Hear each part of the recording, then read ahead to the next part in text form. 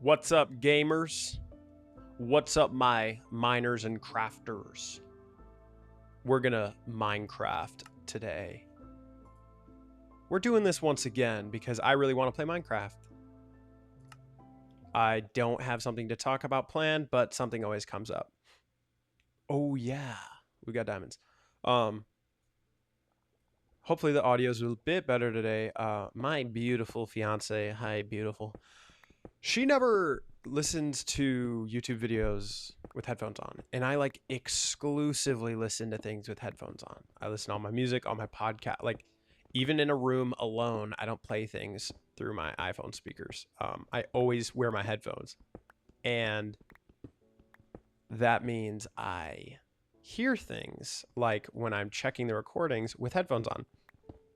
And she showed me that when you don't have headphones on, it's kind of hard to hear my videos.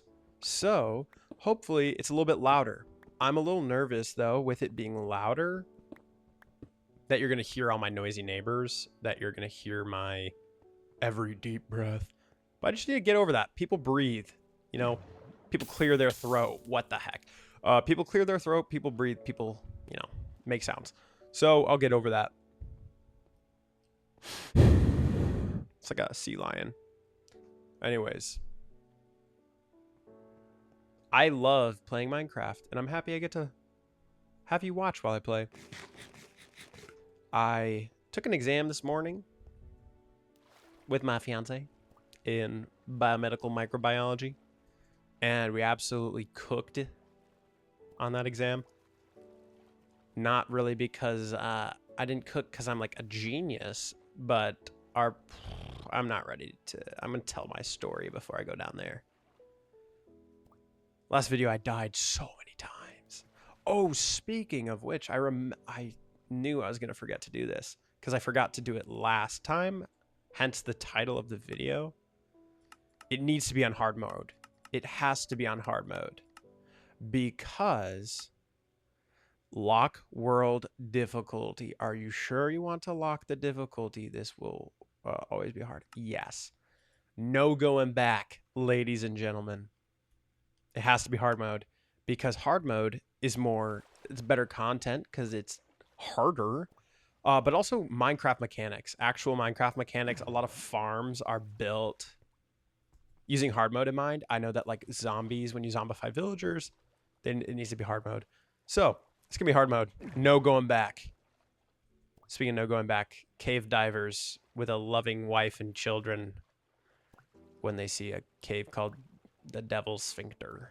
I don't know, guys. Is that niche?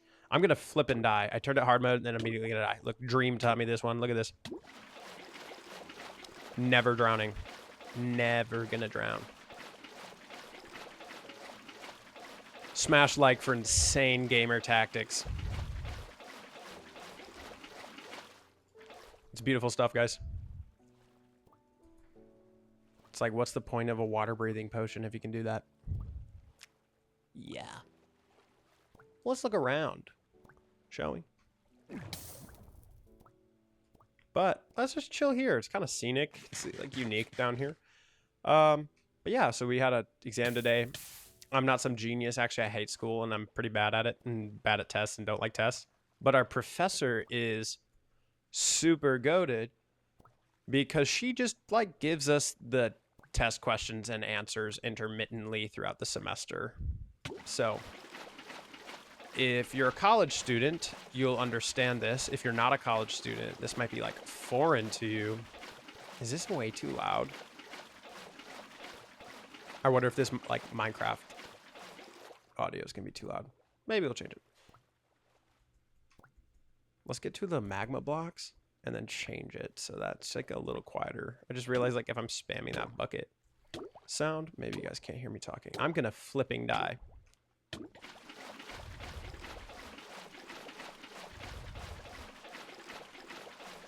This is nerve-wracking.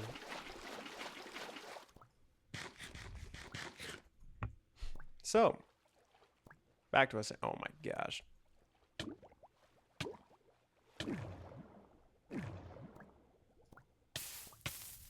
Okay, so actually back to what I was saying, because I'm crazy. But if you're a college student, you know that like no one cares if you show up to class or not because you're paying to be there. You know, like they get paid whether or not you pass or fail their class. You know, they get paid whether or not you show up to class.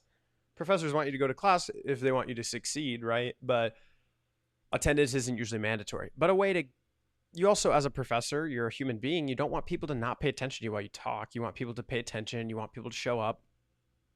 In a big way, some professors get you to go to a class, even though it's not required, right?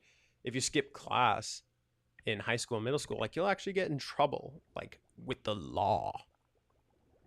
I don't know. I saw a Johnny Test episode growing up about a truancy officer because Johnny Test was playing hooky. And then I was like, oh my gosh, you go to freaking jail if you skip school. Is that true? I don't know. I don't know if you go to jail or not. But besides the point, in college, you don't go to jail if you skip class. But professors don't want you to go to class. So they'll say like, hey, extra credit. But I randomly give extra credit. So you're going to have to go to every single class to make sure you don't miss any extra credit. That's a goated strat. Cool. But if you're a genius and you get above 90% on all your assignments and all your tests, why do you need extra credit?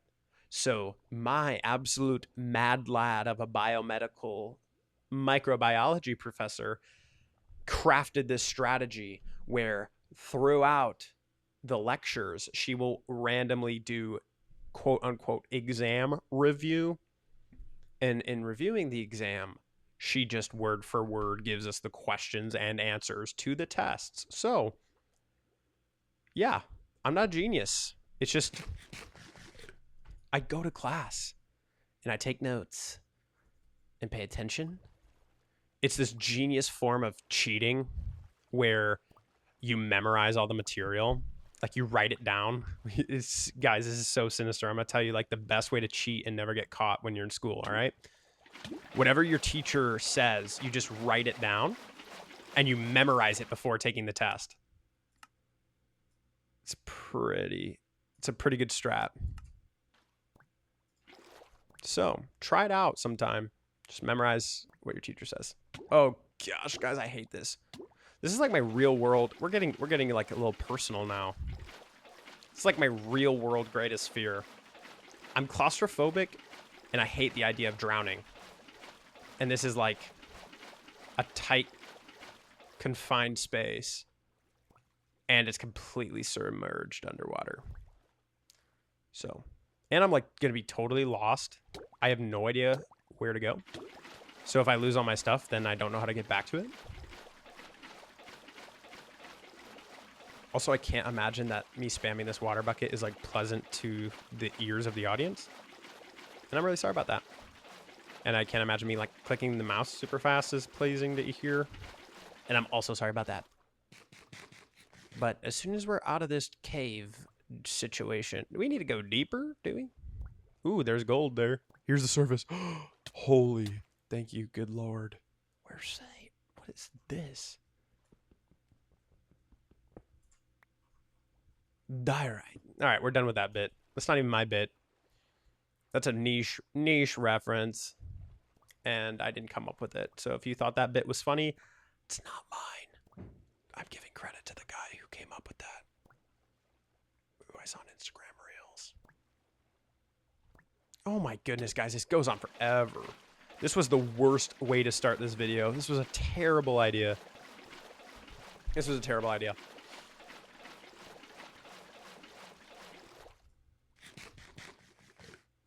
Because, like, I'm slightly getting better at playing Minecraft while I talk. But when I'm about to die, like if a monster... Like, if I died and I need to get my stuff back, I can't focus on talking. If I'm about to die, I can't focus on talking. If I'm trying to escape death, I can't focus on talking. So, this is probably the worst hook on a YouTube video ever. But that's fine. But back to what I was saying, I just really wanted to play Minecraft. Oh, glow squids. Let me take your glow ink.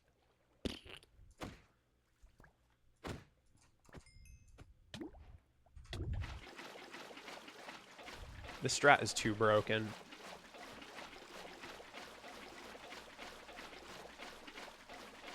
But I took a test this morning. I didn't get much good sleep last night.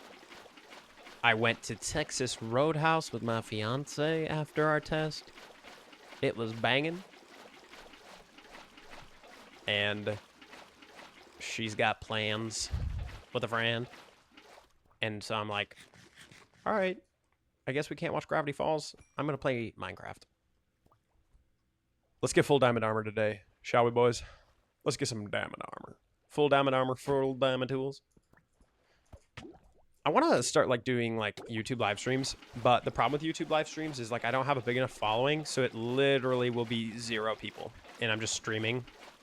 And yeah, I know that when you stream, it can just like be published as a video, so it's not like a waste. People can watch the stream after it's streamed.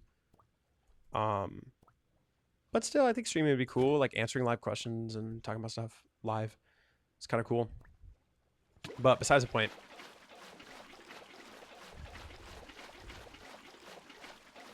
Oh, the other detail of why I'm playing Minecraft right now is I'm on duty. I told you guys I'm on duty.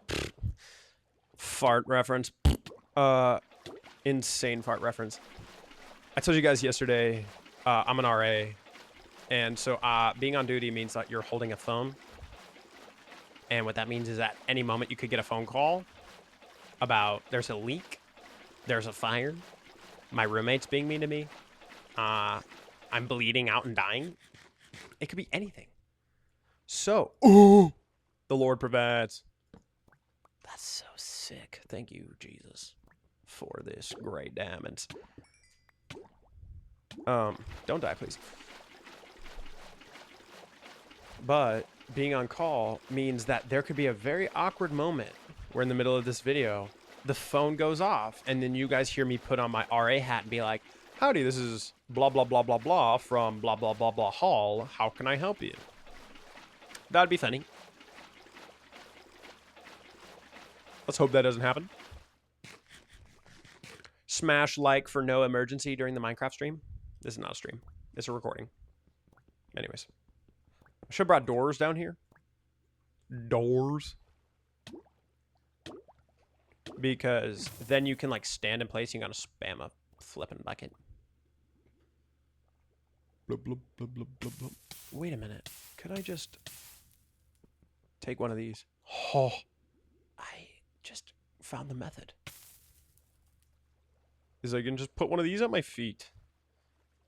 All right, guys. I think we need to go back to the surface. This isn't going anywhere. This really isn't going anywhere. I don't like it down here. I really don't. Not a fan.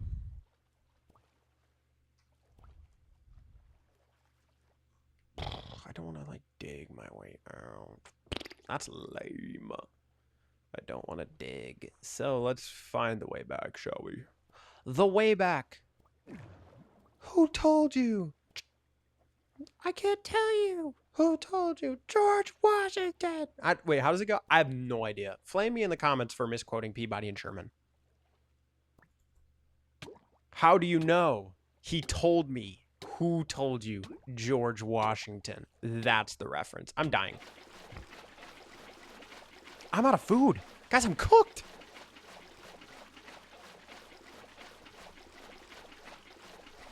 Guys, I'm genuinely cooked.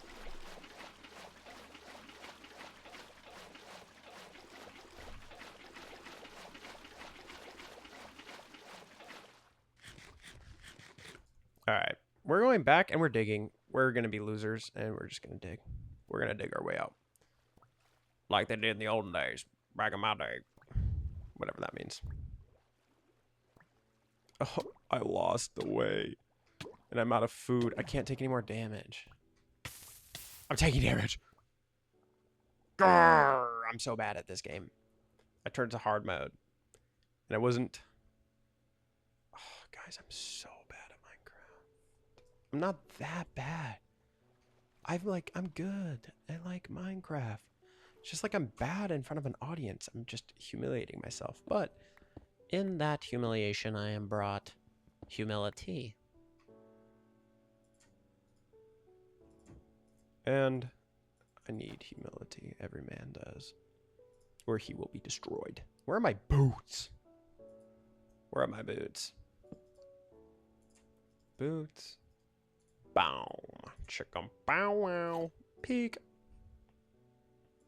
And look, guys, we have food. The Lord provides. Hay bales. Because I was MLG hay bale clutching.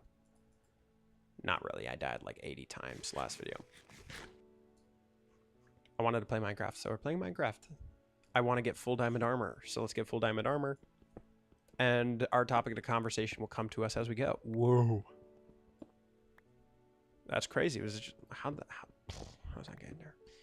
So am I just gonna like dig and like this is so pointless. Now that I have bread, I think we go back to our foolish ways of wait a minute. Gamer, super gamer idea. Look at this, guys. Isn't this diamond pick? Wait, why am I working stone tools? Oh, give me an iron axe. Yeah, buddy. Look at this high caliber gameplay. What was that crafting recipe, bro? That was nonsense. Okay. We're going to mine things a little faster now. There's a little more steaks. A steak! Where is Omni-Man? Where is he? Cecil! Guys. Wow.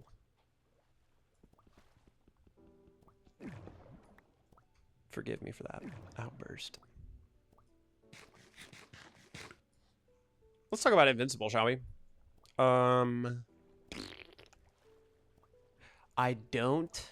There's two people. You know, there's more than two people, right?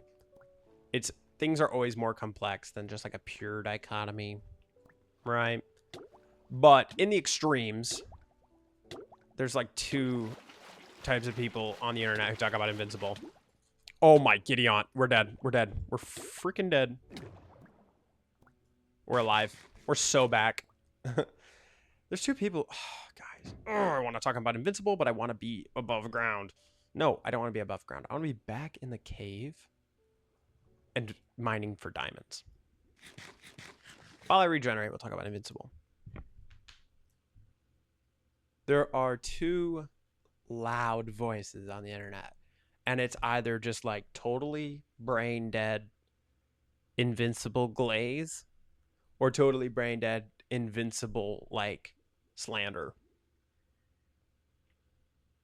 And the glazers are like, who cares that it's just dragging a PNG? Like, who even cares? Okay, bro. It's an animated series. The animation can be criticized if it's bad. Nobody's saying these animators should die and they're terrible. Like, chill out. Nobody's saying that. And if they are, they're dumb. Sorry about that. Little fit of rage. Invincible's animation is bad. Sorry, guys. It is. It's bad. It's insane whiplash watching Jujutsu Kaisen Season 3 and then Invincible. It's insane. It's not from a lack of budget. It's not from a lack of creativity in American animators. It's how they use the budget. Like, Americans were like, oh my gosh, it's Seth Rogen. Like, we're going to pay you so much money for that. Like, we like celebrity voice acting. So we pay a bunch for celebrity voice actors. And then we don't have really as much budget for animation or people leading it, or we don't have multiple teams of people working on multiple scenes, working on multiple frames.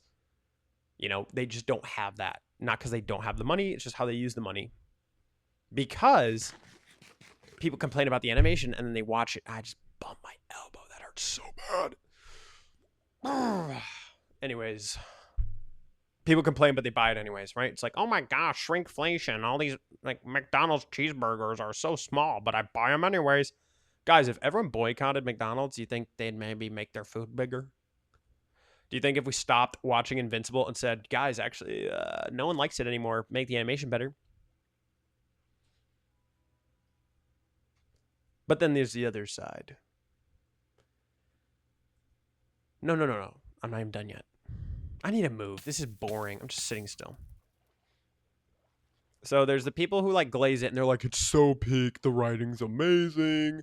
the animation, it's fine. It doesn't have to be well animated. Like that, okay, that's lame. Like, people can say, I don't like how it looks. That's a valid criticism. That is a valid criticism. And about that writing, Invincible is very interesting and has a lot of cool ideas and concepts and an interesting world. But the writing's not like, holy crap, absolute cinema, because it's like, Mark, we gotta go down to hell to stop Satan. And then it's like, no, Satan's the misunderstood good guy. And also your gay best friend's gonna tell your girlfriend to get an abortion. Like, it's just slop. But then also, like, I really liked season 1.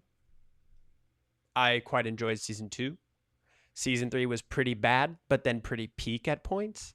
Season 4 now is like, oh, it's just not as good anymore. So there's the people that like glaze it like it's so peak, it's so cinema, don't compare it to anything else. But then there's also the people that just like totally crap on it, and they're like, yeah, like I only like Code Geass, and like, shut up, dude. Who cares? Who cares? I'm back to here. I've got, okay, guys, I've been here a million times. What's my Y level?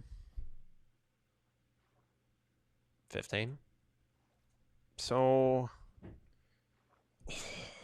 I don't want to dig, but it's productive because I need building materials anyways. We're gonna go straight for a while and see if we like connect up. Maybe we should just go up. Let's just go up, because then it's like a simple task and finish my point. Which, is there a point, or am I just rambling? Probably the latter. But let me finish the ramble. Invincible's got some dope qualities. It's enjoyable to watch sometimes. It's also like really cringe to watch sometimes. Things are complicated. You don't gotta say it's all crap or all peak. Just say it's sometimes peak and sometimes crap. And enjoy it. Enjoy watching it. And sometimes it's peak and sometimes it's crap. However, here's what I will say. Now, here's like the personal tie-in for self-improvement. Oh, is this taking me back to where I've been a million times, or? Oh my gosh, guys. This game is so hard. It's like it's on hard mode or something. Now to like add some like personal edification concerning your opinions and interests. If you like something and you think it's really good, other people's perspectives should not influence how good it is. Let me give a prime example back to Jujutsu Kaisen. I love Jujutsu Kaisen. I love the characters. I love Gojo. I love JJK. And if anyone knows anything about the JJK community, it's like the most slanderous community ever. It's like a meme to slander. Guys, I'm dead. Not fine. Christ is Lord. Death has no hold over me. Jesus is the water of life. Wait, what? He is the living water in the bread of life. Oh my gosh. We made it. Okay. I need to like drink some water. Sorry, guys. Is that the village right over there? Cool. Not sponsored, by the way.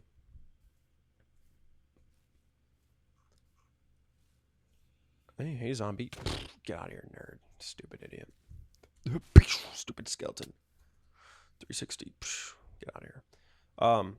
If you have an opinion, other people disagreeing with your opinion, be firm enough and confident enough in your opinion that you're like, actually, I don't care if you disagree. I still like the thing. And the reason I bring up JJK is because like it's like a meme to slander, and it's actually funny. I love Gojo, and when people slander Gojo, it cracks me up. When people slander Yuta slander, hilarious. Megumi slander, Megumi's like objectively a great character, but it's hilarious when they call him Potential Man. I'm sorry, Poppy. F's in the chat for Poppy.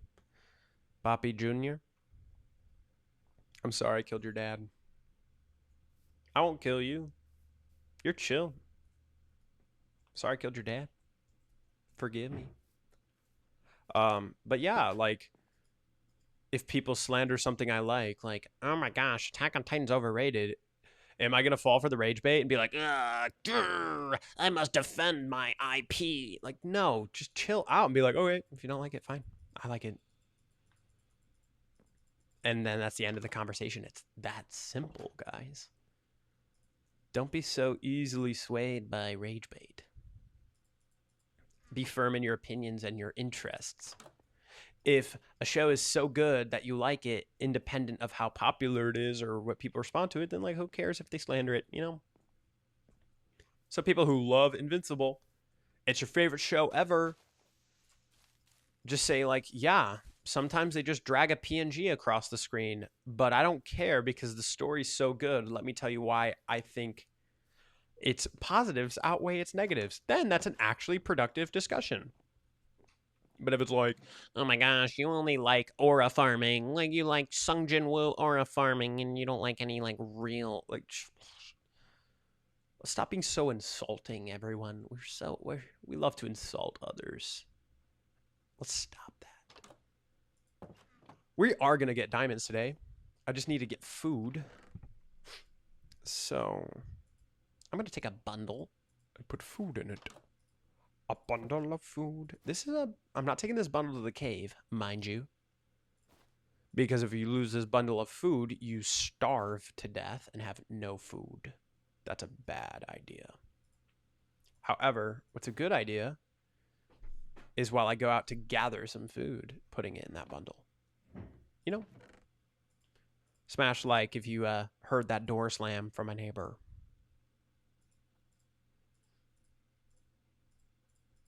I don't know what to like put in my inventory. But yeah, let's go get some food. Probably want a flint and steel. But enjoy what you enjoy and like actually like have a. Why are there two? I didn't know there could be Whoa. Why are you so hurt? Did Poppy not die? Are you Poppy? Don't get stuck in that tree. How did that iron golem, how did Poppy get stuck in that tree? Did it literally grow on top of him? Like, was he just walking by and then it grew on top of him? I don't know. Drop in the comments how an iron golem gets stuck in a tree. But yeah, guys, like, just like what you like. Don't be so swayed by criticism of what you enjoy. You know? Guess what? Attack on Titan is absolute cinema. I love it. It's amazing. One of my favorite stories of all time. I can also say it's super dumb and makes no sense and is laughable how, spoiler alert, how Reiner gets stabbed in the throat, but then it's like, nah, man, I'm just going to shift my consciousness to my balls. And then he doesn't die. I didn't want Reiner to die, so I'm glad that he's the plot armor Titan. You know, that's dope. I'm fine with him having the ability to transfer his consciousness throughout his nervous system. Cool, that's actually interesting. But like establish that, right?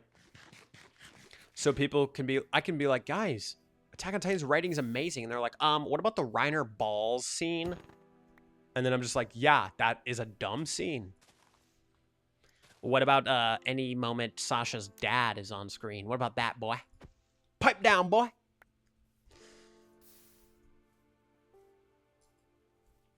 I don't know if my voice is too loud. I don't know if the music's too loud. Again, I do checks, and I'm like, that sounds all right. But I still never know, because I'm not experienced at this yet. This is episode 4. I'm guessing I have a lot of time to kill, because being on duty, back to that, I can't leave the dorm all weekend. I'm stuck in the dorm all weekend. On campus all weekend. And so being stuck on campus all weekend means more Minecraft time. But I really only play Minecraft when my fiance's not free, because I'd way rather watch Gravity Falls with her, or read our Bibles together, or go for a walk, or talk, or just do anything. Go to the gym, go for a run, go for study for class, whatever. I'd rather hang out with her than play Minecraft, but she's not here, so I'm gonna do this. Burn sheep. So, probably gonna pump out some content this weekend. And the reason I bring that up is today's video is probably gonna be a bit longer. Maybe even pushing 2 hours, dare I say. Especially if we have the personal goal to like get geared, kitted out with some diamond armor and diamond tools and stuff. So, probably gonna be a longer video. But speaking more about like content and this YouTube channel and videos, for the foreseeable future, I don't know how long I'm gonna, I'm not gonna play Minecraft on my honeymoon or during my wedding. So I'm not saying like every single day for the rest of my life I'm gonna play Minecraft once a day and upload it once a day. I'm not saying that. I'm just saying like for as of right now, I like doing a video a day that's like unedited. But I would like to I would love to do some high effort, spend a few weeks on a video, like do some research, outline it, script it, just high quality content, do like maybe one of those videos a month, 2 a month, on top of just like Minecraft ramble sessions. Because in this format of me playing Minecraft while I just yap, it's just all coming out of like my mouth and my brain without a whole lot of preparation. So if we want to like do a deep dive into like eschatology, maybe what I would do is like have a recorded Minecraft session. And if I'm like, the audio, ooh, I should make a nether portal over here. Gamer hack, if you didn't know, the nether, 1 block in the overworld is 8 blocks in the nether. So even though this is like, why would you have another nether portal so close? The nether spawn over there is pretty bad. But maybe over here, it's like a more open, close to a fortress. Gamer hack. You're welcome, gamers. But yeah, like let's say we want to like talk about eschatology. The first video I talked quite a bit about like I didn't talk about eschatology specifically. But I kind of like inferred my eschatology, right? Some of you would be like, you have replacement theology. No, I don't, homeboy. You can call it replacement theology if that makes your boomer heart happy. I don't have replacement theology. I'd say I have like fulfillment theology, covenant theology, a biblical theology, dare I say. Dispensationalism is like, what, 100, 200 years old? And it was just like, whatever. My point is, if I want to do a video on that and I want to like actually have good research and sources and it's super clear and a sound argument, that one I'd want to like probably prepare for, but also the nature of like how I roll is that usually I only have beliefs if I can defend them. And what I mean by that is like, before I share a thought, I've put thought into it. I don't always do that.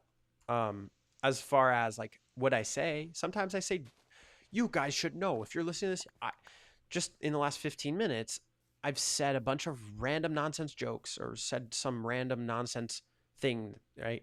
I'm not saying every single thing I say, I think before I speak. I'm not necessarily saying that. I'm just saying if it's a value I hold, like it's a worldview thing, I've thought about it before I talk about it because that's an important thing to do. Oh my goodness, I'm so bad at these. Yeah, it's important. If you have a worldview, probably should be able to defend it. So, like, I'm perfectly willing and able to talk about my eschatology right now I'm just saying me explaining my views versus making an argument trying to convince someone for my views are two different things, right? In this second episode of the series, I talked about like reasons why I'm compelled to believe God logically. I wasn't like, that wasn't a debate of me trying to convince you that God exists. I don't think I would have convinced anyone that God exists there. It was more so just like sharing my perspective of like why I think what I think. So like if I did an eschatology video, I would love to share. I'd love to share. Oh no, we have plenty. I would love to do a video where I share why I think what I think, but it's differently entirely if like I want to make a video debunking dispensationalism. Um, you know. So I would love to do some like Bible study content, some like philosophy, apologetics content. I think that would be dope and sick. Ooh, that was pretty tough. That was a misclick, folks. It was not tough. But back to what I was saying, I would love to do some like structured, prepared content. In the time being, I already brought up eschatology. I'm going to very briefly, because I don't want to talk about this episode. I really don't. Very briefly, my eschatology. First of all, maybe you don't even know what that is. What is eschatology? It means referring to the end, pertaining to the end. So, as Christians, an essential core Christian doctrine that if you deny, I would say you are not a Christian, is that Jesus Christ is returning to judge the world, to redeem the elect, to judge the wicked, to establish his perfect reign. What people can debate is like, what does Jesus' reign look like presently? Are we presently in the kingdom of his reign? Are we presently in the millennia? Or is the millennia future? Or is the millennia abstract? Or is the millennia theological? Like, there's a lot of room for debate. But what's not open for debate about end times is that Jesus is returning, right? It's like hyperpreterism. Hyperpreterism is just like the view that like everything's perfect and done. Everything's totally complete. That's false. We know Jesus is coming back. When Jesus ascended into heaven, he said to his disciples, just as I'm going up here, I'm going to come back down here. So Jesus Christ is returning. There will be a second coming. That's a Christian essential. Now, where are we allowed to have liberty? Where are we allowed to have liberty? I would say premillennialism, postmillennialism, amillennialism, all of those are tenable Christian views. If you don't know what any of that means, basically, Revelation chapter 20 talks about this idea of a millennial kingdom, which is the devil is bound and Jesus rules over the earth for 1,000 years. So now, when you interpret that, is 1,000 years a literal 1,000 years? Probably not. Almost everyone says it doesn't have to be strictly 1,000 years. It's just talking about a duration of time. All right, like that's not really that contentious. What's more contentious is like, what does it mean the devil's bound, right? Because like Jesus defeated the devil on the cross. That's true. The devil is bound in a sense that all authority on heaven and earth has been given to Jesus, and through the gospel, the nations are not deceived. You know, in the book of John, Jesus says the prince of this world, referring to the devil, is coming, but he has no power over me. He's actually going to bring about God's will, you know, because the devil entered into Judas. Jesus kind of like talking to the devil in Judas. It's kind of dope. And by kind of, I mean like the sickest thing ever. So that's a way to interpret it, is that Jesus has already bound the devil, that he currently is reigning and ruling over the earth, and we are awaiting his second coming. You know, that would be more of the amill or the premill view. The difference between amill and premill is the premill would say that, sorry. Post mill and amill, forgive me. post-mill, or another way to think of it is preterist, preter meaning past, believe that most of eschatology, meaning end times, prophecies have already been fulfilled. Preterist. I would tend to be preterist. But I'm more of like a preterist amillennial. And the reason why I'd say amillennial is because I don't see a delay between the second coming of Christ and judgment. Whoa, get out of here, buddy. I'm cooked. No, you're cooked. Ah, get out of here, nerd. Shout out Daniel Johnson. Yeah, I don't see a delay between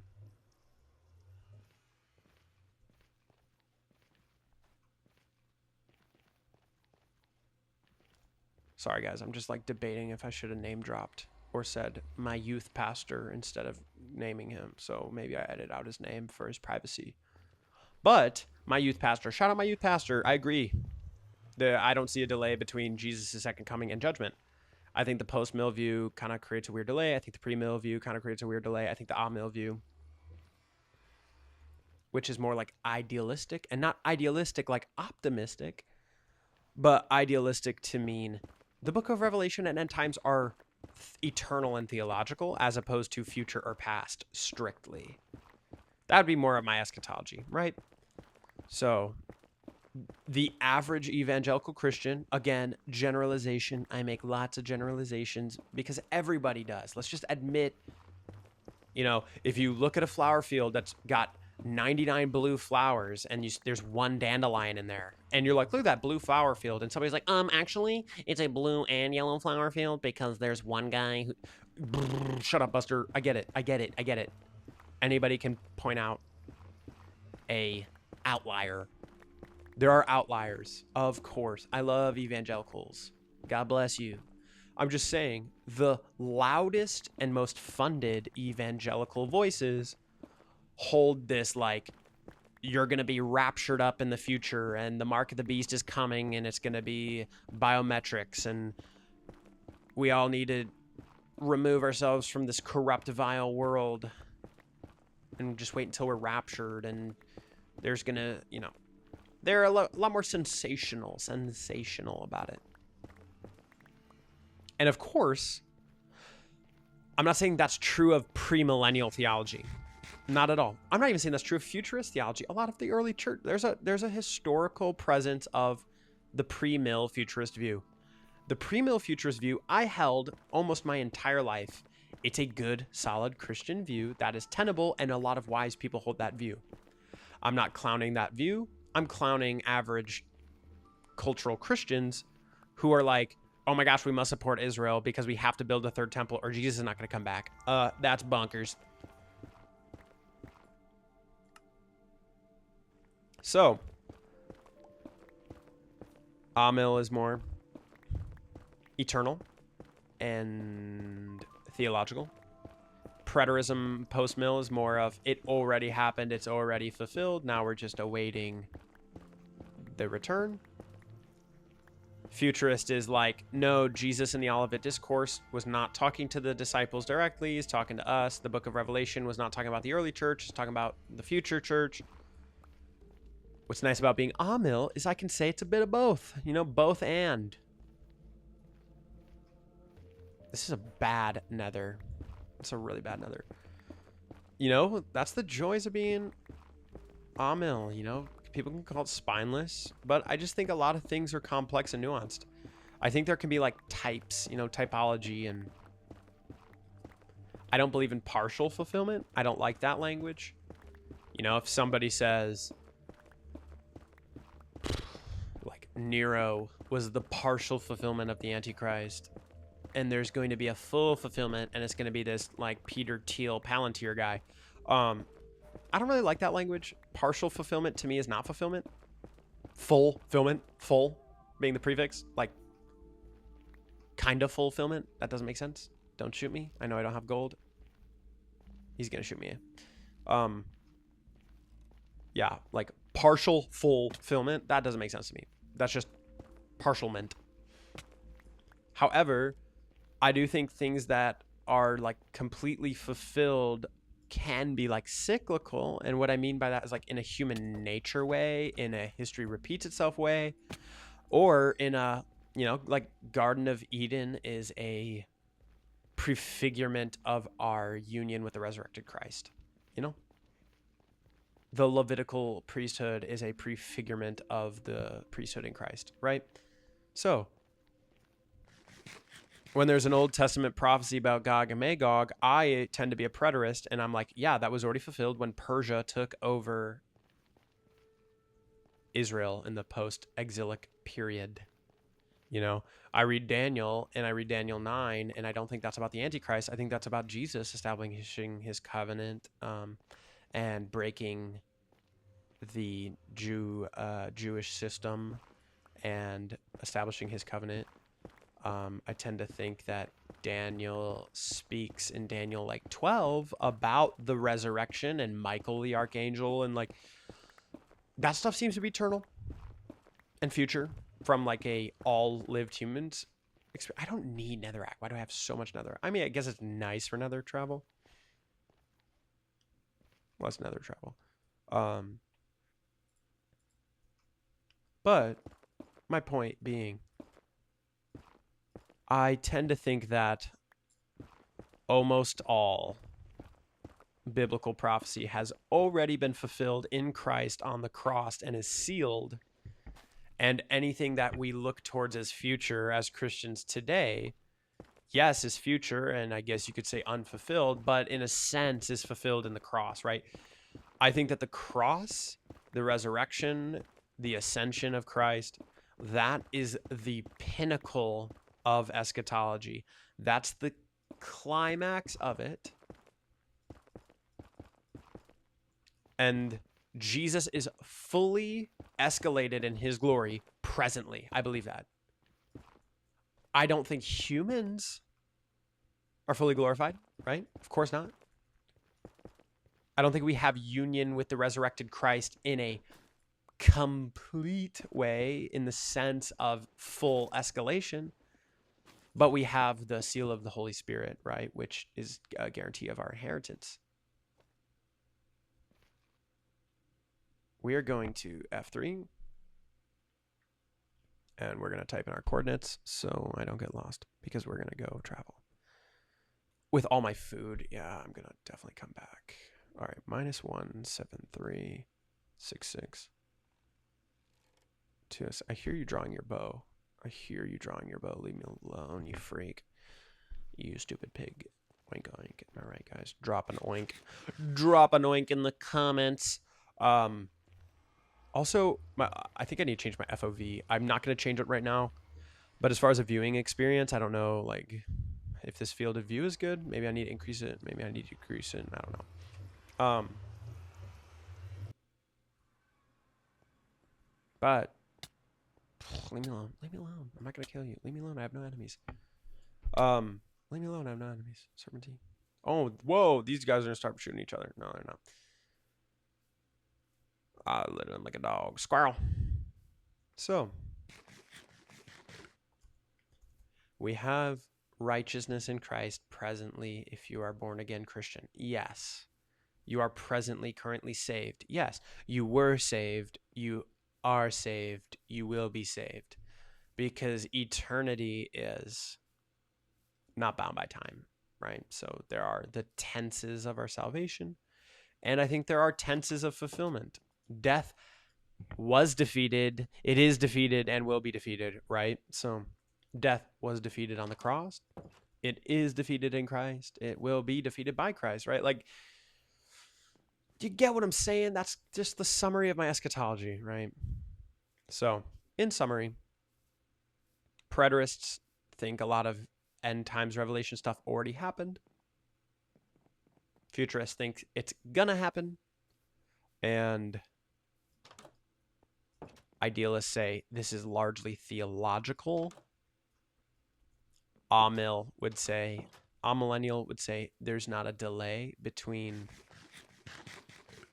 the return of Christ and the resurrection and judgment of dead.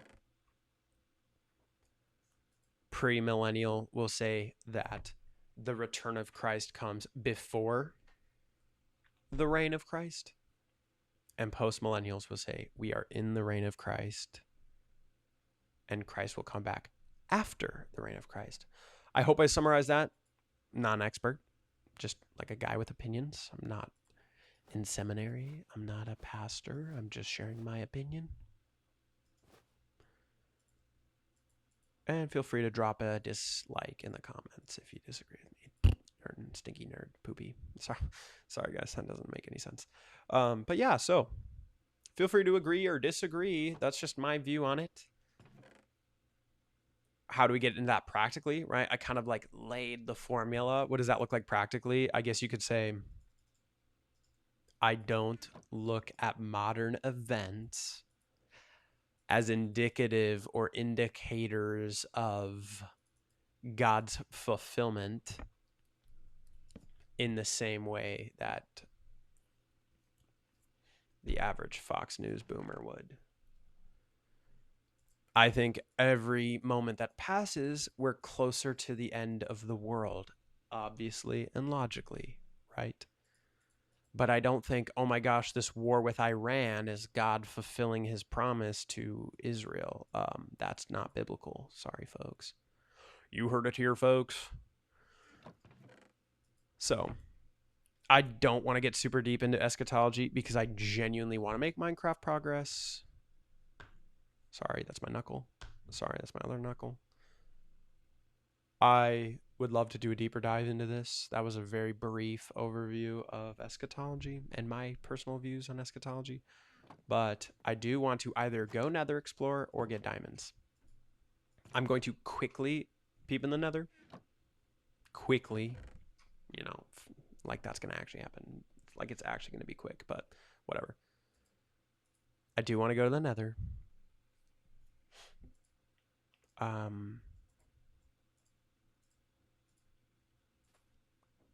Because I want to make progress towards getting like blaze rods, ender pearls, and who knows, maybe we'll find some netherite in a bastion. That'd be cool. What else do I need to bring? I don't know. Who cares? The Lord has equipped me enough with the gospel in my heart. I am sufficiently equipped. So, maybe we'll talk again about eschatology. Maybe we'll come back to that in this episode because I can't resist it. Maybe we'll do a deep dive video on it. But I want to be honest. I had a lot of fun in episode 3. That last episode made me laugh. It made me laugh. Oh, it made me laugh. Because I'm bad at Minecraft and it's funny. It's funny when I die. It's funny when I do things like that. All of this is unscripted. And I think it could be hard for people to believe some of it's unscripted. Because I'm watching back these recordings and they have like insane foreshadowing. Insane. Ooh, I need a like gold helmet or something. They have insane foreshadowing. Like I'll say something like, you know, men need humility, and then I'll like be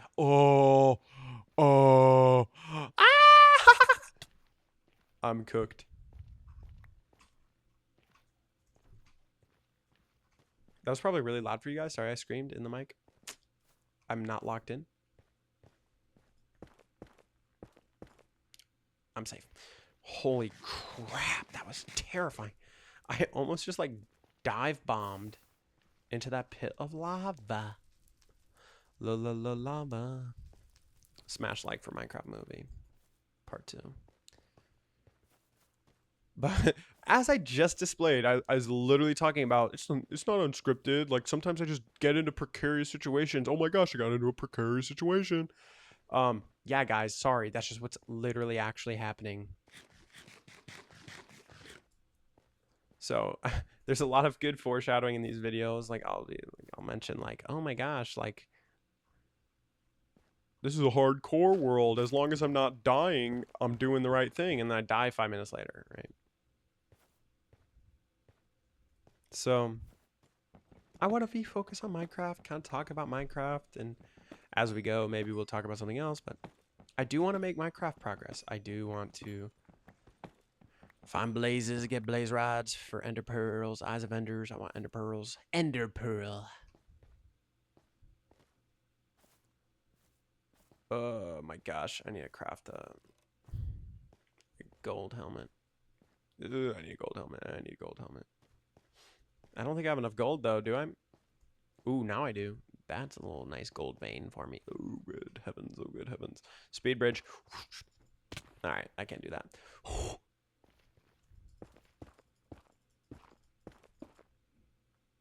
I watch a lot of people who are good at Minecraft. Dude, I had an epiphany.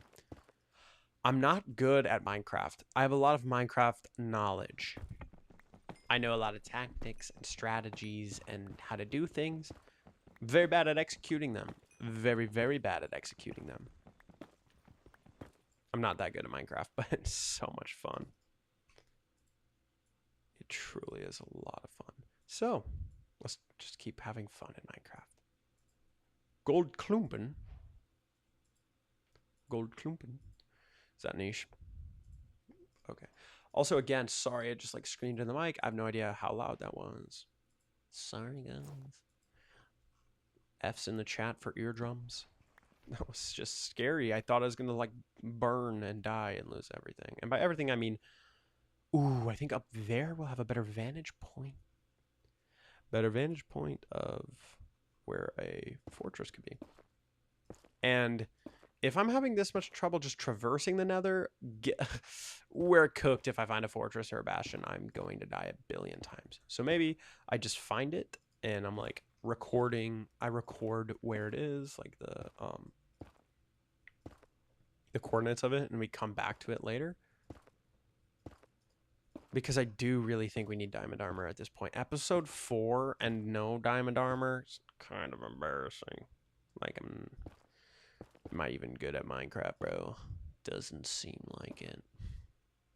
So, let's get some diamond armor this episode, shall we? Like I was saying, it's going to be a longer video. I have a lot of free time right now. You know, Friday night. Most people Friday night in college are like, yeah, Friday weekend, baby. Like, let's get drunk and do dumb stuff. And I'm like, that's dumb and gay. I'm going to play Minecraft and talk about eschatology.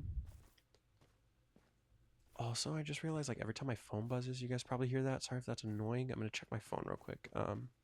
Make sure it's not like an emergency I need to attend to. Let me get somewhere safe.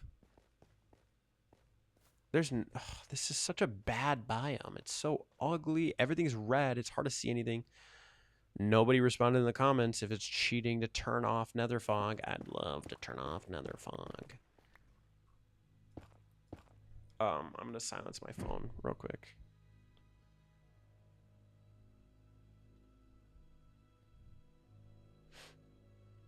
Okay, cool. Whoa, guys, live reaction to my exam 3 grade. It just dropped. Let's see. Oh, never mind. The assignment was created, but the grade wasn't uploaded. So if you guys know how Canvas works, I just got like absolutely juked and duped. Pretty much. But yeah, guys, Friday night's like, yeah, gonna go party, gonna go hit up all the bars and the clubs and dumb stuff and be dumb. And I would rather just like glorify God in all that I do. Even though I'm of age to drink, I'm not a big fan of alk. Short for alcohol, by the way, just using slang. Not a big fan of alk. You have the freedom in Christ to drink alcohol. Go ahead, be my guest. Just like my personal conviction is I don't drink. My fiance doesn't drink either. So we just equally yoked in that we don't drink. I don't look down on people who drink responsibly, but I definitely look down on people who have like a drinking problem. People who are alcoholics and abuse alcohol. Like That's cringe. That's definitely really cringe to abuse alcohol. This music's scary and intense. It's kind of beautiful. Never mind.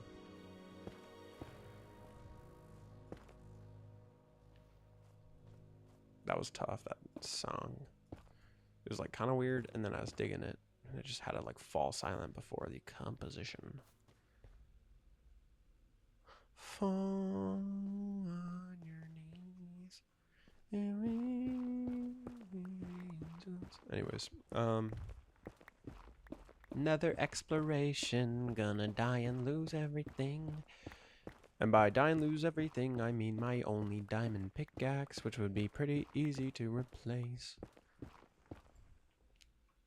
Yeah, guys, to be honest, like, we're poor. This is embarrassing, how poor we are.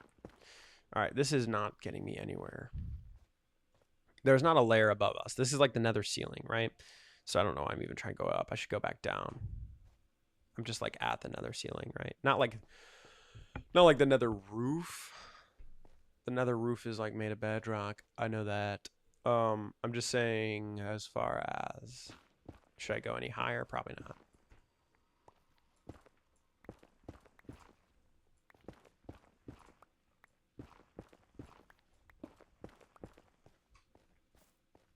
I hate this biome. I don't like it. I don't like it one bit. But since we're exploring and it's not that dangerous, let's continue our apologetics journey. I would much rather talk about that than eschatology because, like I was saying, eschatology is one we can have a lot of freedom in. If a person tells me, yeah, I have premillennial eschatology, and I'm like, I have amillennial eschatology, and somebody's like, I have postmillennial eschatology, all those are my homeboys in Christ. I love them. I feel no need to convince them or sway them and say, oh, you're locked into a falsehood and I must teach you the truth, brother. No. Because at the end of the day, my opinion is guided by interpretation and not necessarily by being a biblical essential. So, major on the major, minor on the minors, and have liberty in what's non-essential and unity in what's essential. So, in that vein, I don't really care a whole lot about your eschatology as long as you don't like believe in killing people. As long as you don't believe that like a secular, hostile towards Christianity state is God's chosen people. Because then that's not even an error of eschatology. That's just an error of who belongs to Jesus. That's like, that pertains to the gospel. No one is saved except by their response to Jesus. Your ethnicity doesn't save you. So that one I would actually fight you, not physically, but like theologically, I would wrestle with you on that. If you told me, hey, Dorian, I look at Palantir and all this AI surveillance stuff, and I think that's like the mark of the beast. They're trying to bring that about. They're trying to have a centralized digital currency so that Christians can't participate in the market. My response to that is going to be, you're probably right. It definitely looks that way. But how much of that is, whatever. Ooh, that's interesting. But if somebody's like, no, I think you can be saved because of your ethnicity, I'm like, yeah, that's bonkers.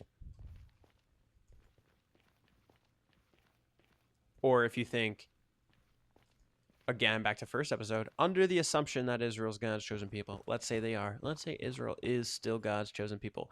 I would say Israel is God's chosen people. But when I say Israel and somebody else says Israel, we are talking about two different things. The modern nation of Israel is not God's chosen people. It is not.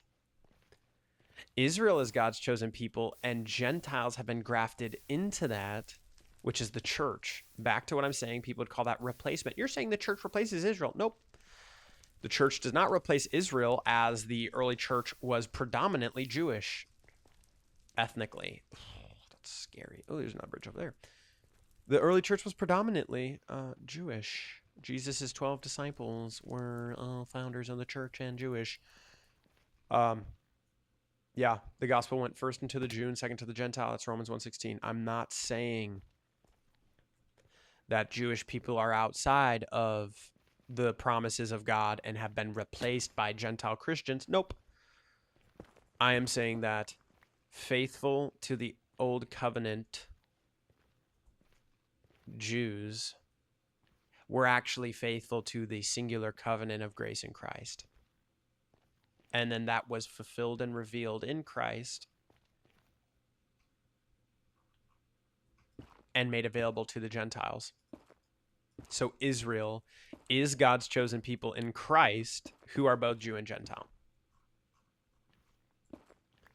But the secular atheist founders of Israel thought, hey, we can do a really good job getting Christians on board with this if we co-opt this name. So the modern nation state of Israel is not God's chosen people. Biblically, what is Israel? Biblically, Israel is the people elected in God, which for a time was only revealed in a group of people. But even in the Old Testament, you see non-Jews being saved. You see that throughout the whole Bible. But I digress. I didn't want to get into this point, but I did. Grr, I took the bait. I'm talking to myself, so whatever. This is so treacherous. Let's speed bridge. We're not speed bridging. We are not going to speed bridge because I speed bred. I tried speed bridging earlier and it went miserably. So I'm not going to try it again. Also, we're going to get like completely and utterly lost. Like beyond repair lost. Which is funny. That's fine.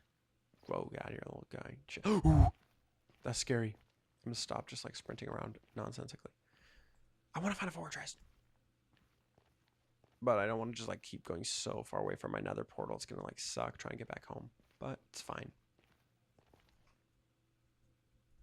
I should gather gold in case I get trapped and need to like do bartering to make a portal back home. Or worst case scenario, I just like toss myself in a lava pool and spawn back home. But that's like kind of dark. But back to what I was saying about why I would rather talk about apologetics, because that is like central. That is like God's existence, Jesus's godhood. Those are essential Christian issues that if you don't believe in them, your soul is in danger.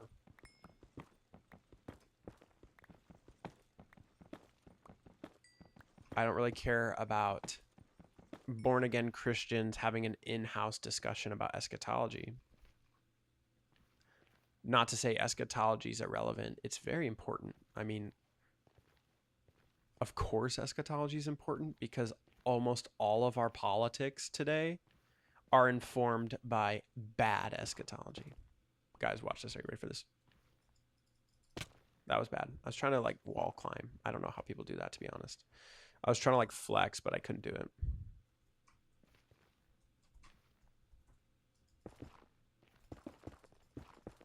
Oh my gosh. Time to retire. Time to retire. But yeah.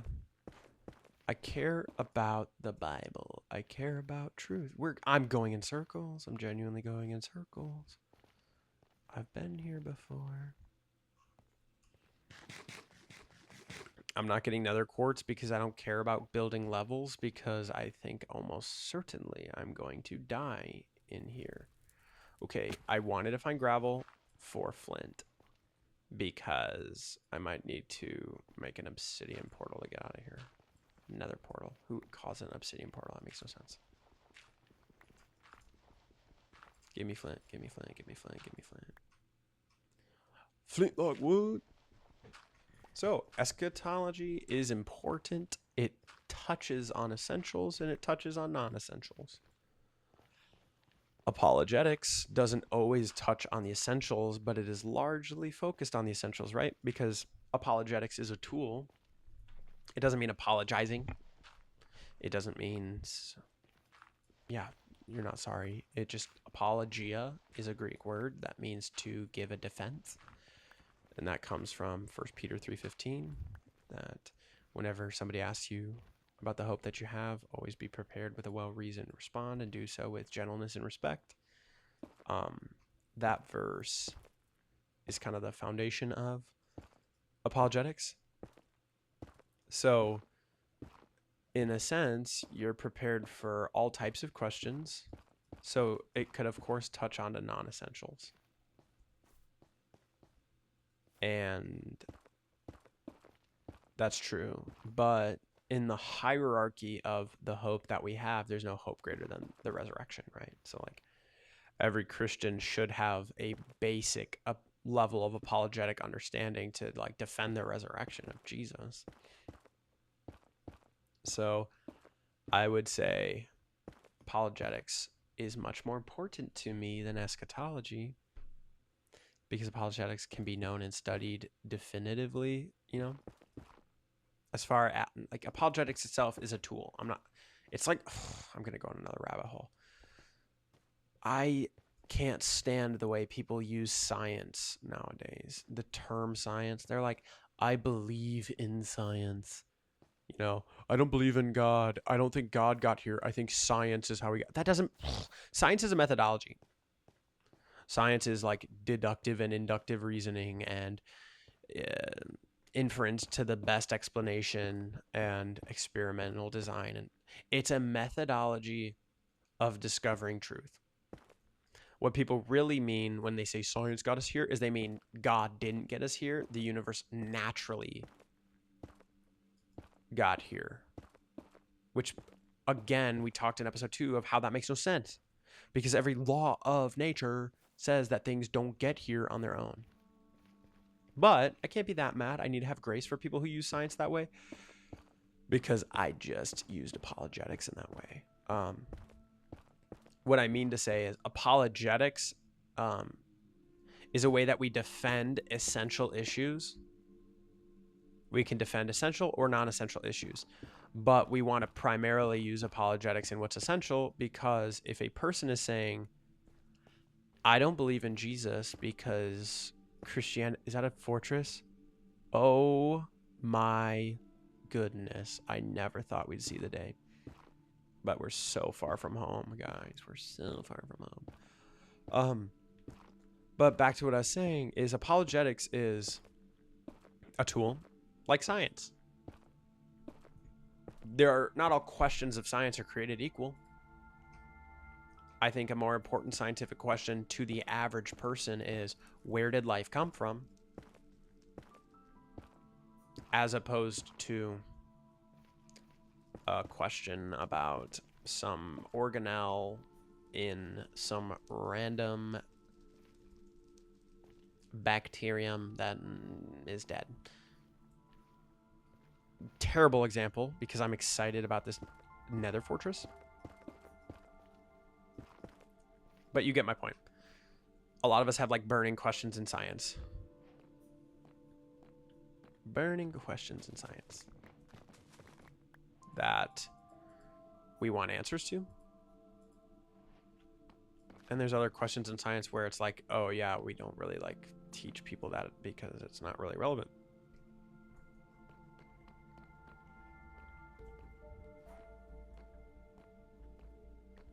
So with apologetics, you should, I think, a Christian should, if somebody asks, well, why do you believe marriage is between one man and one woman? You should have a well-reasoned reply for that. I think that's important, because that is a biblical objective truth, that marriage is between one man and one woman. However, that's not central to the Christian faith as opposed to the resurrection of Jesus Christ. I'm not saying that it's a non-essential issue. I do think that's an essential issue as far as to debate. I don't think we can say, yeah, the Christian perspective is like open on marriage and the created order. No, I'm not saying that. I'm just saying, does a person's view on marriage send them to heaven or hell?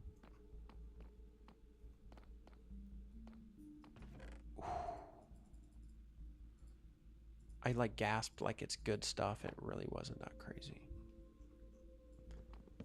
Um, a person goes to heaven or hell according to their works.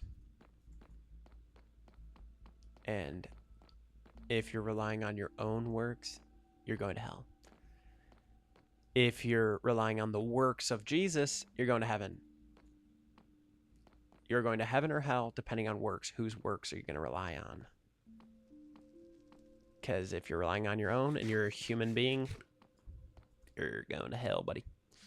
So repent and accept the gospel. Accept that Jesus Christ died for you, please. And join me in eternal worship of our God and King Jesus. So I do think that like things like abortion, social issues, female pastors versus male pastors, which a female pastor is an oxymoron. Women are not permitted to be pastors. Sorry. Women, I'm dead. I'm dead. I'm not paying attention because I'm talking about women being pastors. Okay. A woman pastor is an oxymoron because a pastor is a role exclusive to men. Sorry, guys. Women can be involved in the church. They should be involved in church. Women should be educated on theology. Women should serve. Of course.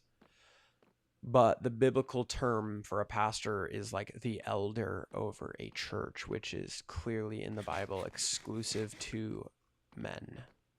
Just as being a mother is exclusive to women and being a father is exclusive to men. But I bring that up, people who are like, yeah, well, conservative versus liberal Christianity, that's non-essential. I disagree. I don't think it's like up for debate. Is it a Christian view of, are there two genders? Like the Bible starts with the creation of male and female.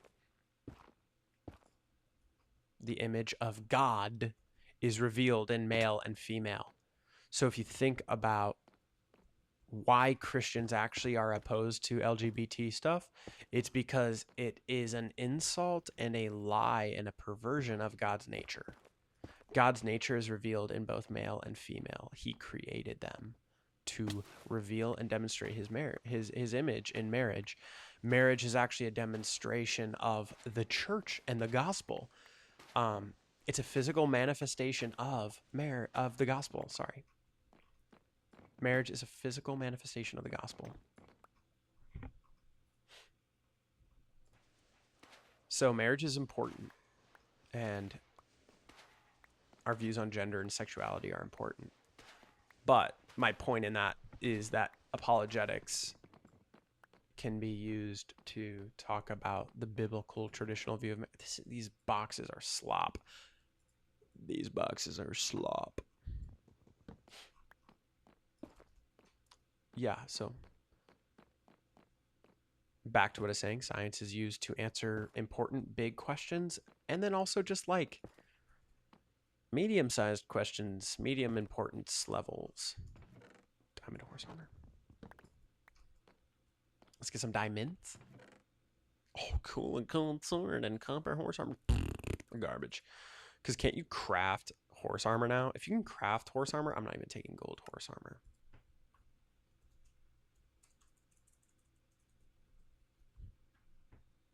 You can make leather horse armor. Maybe I'll take it. I don't really ride horses, and if I get a full inventory, I can always like dump that out of here. Science can help us understand important questions. Science can help us understand like specific field specialty questions. Apologetics can do similar things about God. So we should prioritize our use of apologetics to defend the essentials of the Christian faith primarily. Not that there are no issues of importance. I'm not saying there are no other issues of importance. So I'm going to teach you guys a gamer hack. I'm doing this so that if a wither skeleton chases me, I can run into this like refuge, because it looks like withers are like as tall as you, but wither skeletons are actually like slightly higher than 2 blocks. So I can run freely through here, and wither skeletons can't. I found a diamond. Yeah. Oh, wow. That's amazing. I was so excited to see those diamonds that I like lost my breath and got a dry throat. Can you craft a saddle? Maybe you can craft saddle. Yeah, guys. I don't. That's just. It's not worth the inventory space. So I'm going to dump those when I get the chance.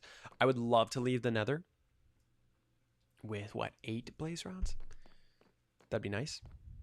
I don't think I want to find genuinely, I don't think I want to find like a blaze spawner because that's like too many. I'd rather it take longer and it's safer. I also need to keep an eye on my food. Yeah, I gotta keep an eye on my food.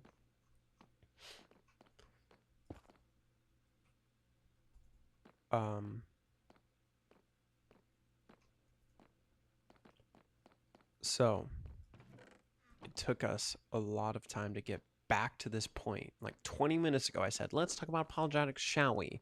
And then I gave a whole prologue before we even got into it.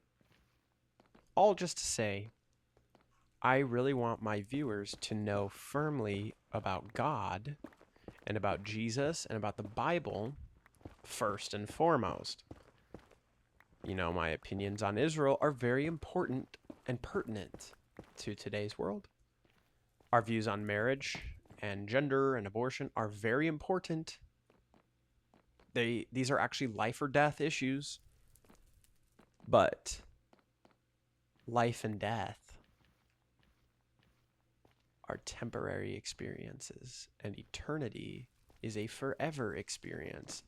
So should I not logic? Wait. I just holy freaking moly. I'm so scared of wither skeletons, guys. I'm very scared. Very terrified of these boys. So, life and death are important because people dying is a tragedy and it's heartbreaking, especially if people die not knowing Jesus. I want people to know about Jesus. I want people to know about God because that has the best. Yes. I want to reach them so that they can have a relationship with God. I care, of course, about having a biblical view of marriage. I want to think biblically about everything. I'm so scared. The nether is scary, guys. It's very scary.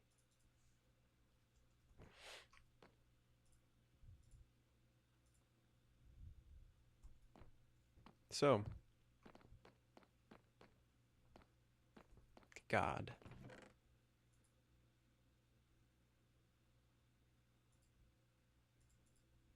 Let's clean up our inventory a bit. Let's get rid of that stupid thing and this poopy thing and that stinky butt.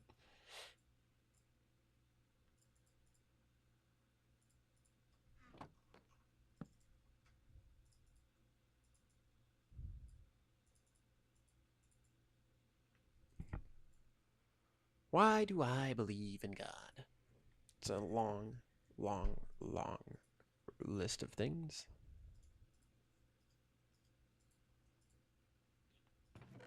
I introduced this topic in episode 2. So episode 4, we're going to return to it.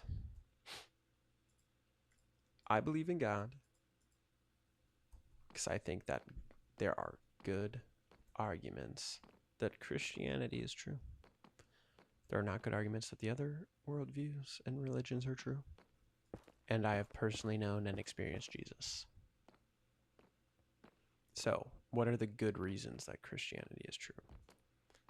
Well, I talked about the Kalam cosmological argument. Let's talk about another argument for God's existence. Wowzers, that's not polite. That is not polite. Not in the slightest. You shall die for that. Do blaze rods burn in lava? Irrelevant.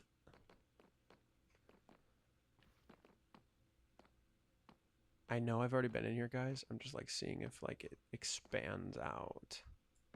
If I can go above here and it goes into a different direction.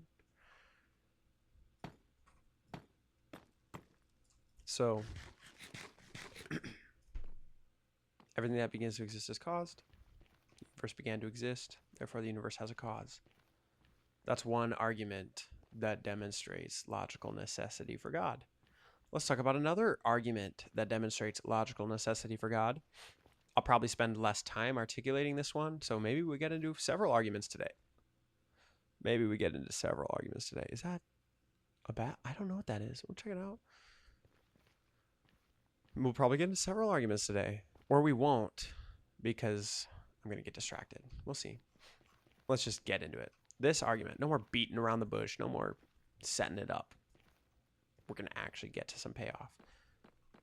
The moral objectivity argument. I think I spoke about it a bit in the first episode, but it wasn't really the moral argument per se. It was more so just like explaining truth and like truth exists. Wow. Yeah, it's just a continuation of the fortress. The truth exists. Truth can be known. Truth is objective. I don't want to brush over that. Let's do a quick review. Truth is objective. What is truth? Truth is reality, or the explanation of reality. Truth is something that is not easily definable. Remember what I said about God? Goodness gracious. Remember what I said about God? I don't need gold nuggets. What am I doing? I was like, God, we use his name so casually. God is the term, the blanket that we throw over what God is so we understand him. It's kind of like truth. We all intuitively know what truth is. But when people are skeptical of fundamental truths, this is scary and dumb, but I'm going to do it anyways for the content. Yeah, I'm cooked. This is a terrible idea. Genuinely atrocious idea. Genuinely a terrible idea.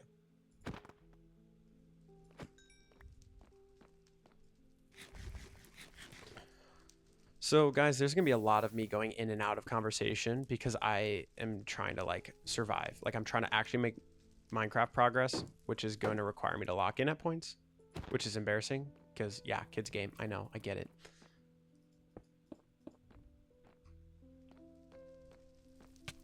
Oh my gosh, you do so much damage. Stop flying. Let me hit you. How? Oh, I ran it. Oh my, there's one behind me too. Oh my gosh, guys, this is cooked. Yep, good game, I'm dead. Good game, I'm dead. Good game, I'm dead. Good game, I'm dead. Good game, I'm dead. I'm dead. I'm scared. I'm so scared. Let's just like take a breather. Let's take a breather.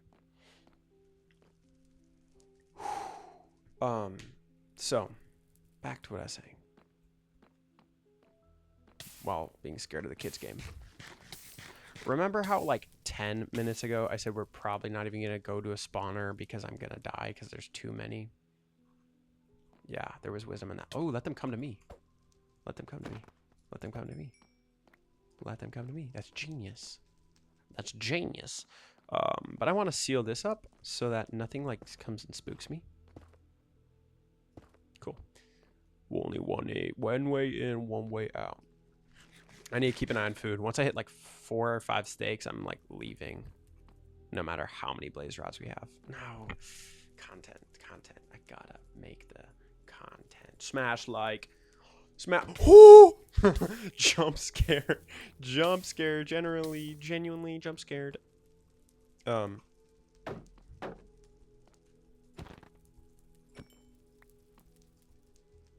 shoot me. Okay. So. Truth. I would say truth is a characteristic of God. God is true. God is truth. God is love. Oh my goodness. Oh my gracious. Leave me alone. You're hurting me and scaring me. Stupid idiot. Guys, we're getting an insane amount of blaze rods. I thought they were like a 50% drop rate. And we're getting a lot. This is like really good. We are blessed. I hope that the audio's not scuffed because this is like actually good content. I hope that the recording's fine because this is pretty good content and making progress. Ooh, this song bangs.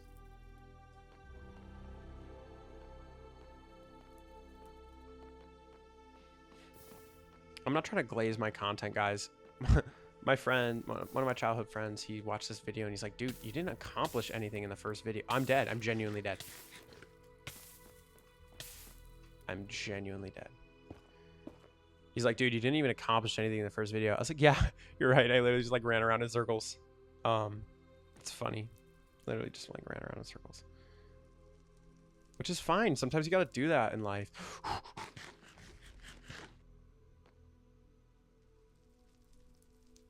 Give me my 8th so I can leave this wretched place. Sometimes you just like do nothing in life. Wow, that was embarrassing. Sometimes you do nothing in life. But I think... Sorry, I need to check. I was worried that I unplugged my computer because like I dragged my foot and knocked it over, but it's fine.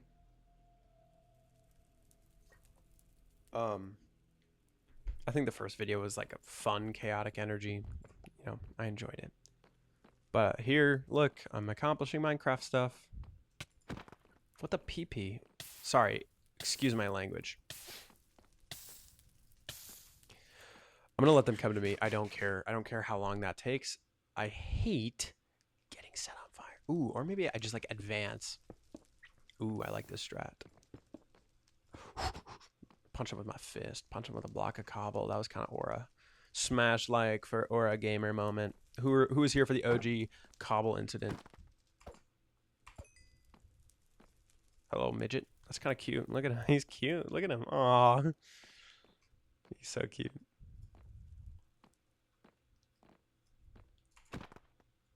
Holy frickington. I'm dead. Like, this time I'm genuinely dead. This time I'm genuinely dead.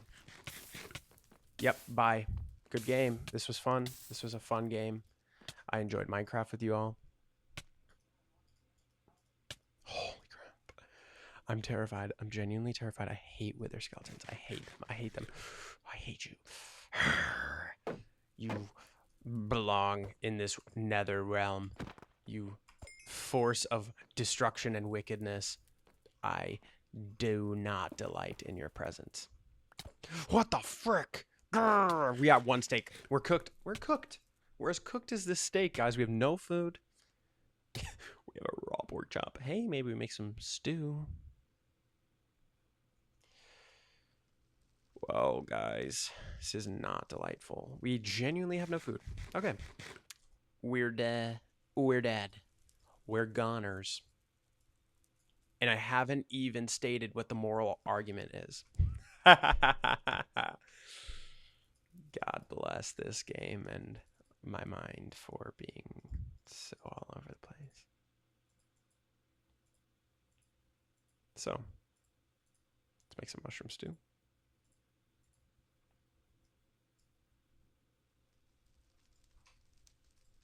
Let's make more. It's like a reward. Times are tough. Economy and such. Just gotta rely on mushroom stew. But back to what I was saying. My friend was like, you didn't really accomplish anything first episode. So I'm trying to make up for that. But in trying to make up for that, scary things have been happening. Oh, I'm a fool. Good game. Yep, good game. Yeah, good game. Good game. Good game. Good game. I'm genuinely a fool. I'm genuinely a fool. Guys. Why did I hit that pigment? I was totally... I don't even know where the fortress is. I didn't get the coordinates of the fortress. Okay, so stuff in the nether shouldn't be loaded, right? So as long as I don't enter into the nether and load those chunks. That was bad. That was very bad and hard to watch. But guys, Christ is king, because now we can have a deep breath and talk about the moral argument while I gear up to get my stuff. As long as I don't enter the nether, I'm pretty sure my stuff won't despawn. I'm pretty sure. I'm not completely sure. And even if it despawns, none of that is like rage quit inducing level of progress lost. But remember again what I was saying with the foreshadowing. What I was saying is like, you don't make any progress in the videos. And then I made progress and then I just immediately lost it. I immediately lost my progress. It's okay, guys. It's okay. Moral argument. I'm just gonna say it. I'm gonna stop hyping it up. I'm just gonna say it. Objective moral law requires an objective moral law giver. That's premise one. That is to say, an objective moral law comes from somewhere. That makes sense. Premise two. Objective moral law exists. There exists objective moral laws. Okay, so if objective moral laws come from somewhere and an objective moral law exists, where'd it come from? An objective moral law giver. That sounds painfully simple. But again, it's like truth. It's like I was saying with truth. It's such a basic, fundamental universe principle that to deny it, can't even argue against the denial of it because it's so ubiquitous. It's so ubiquitous.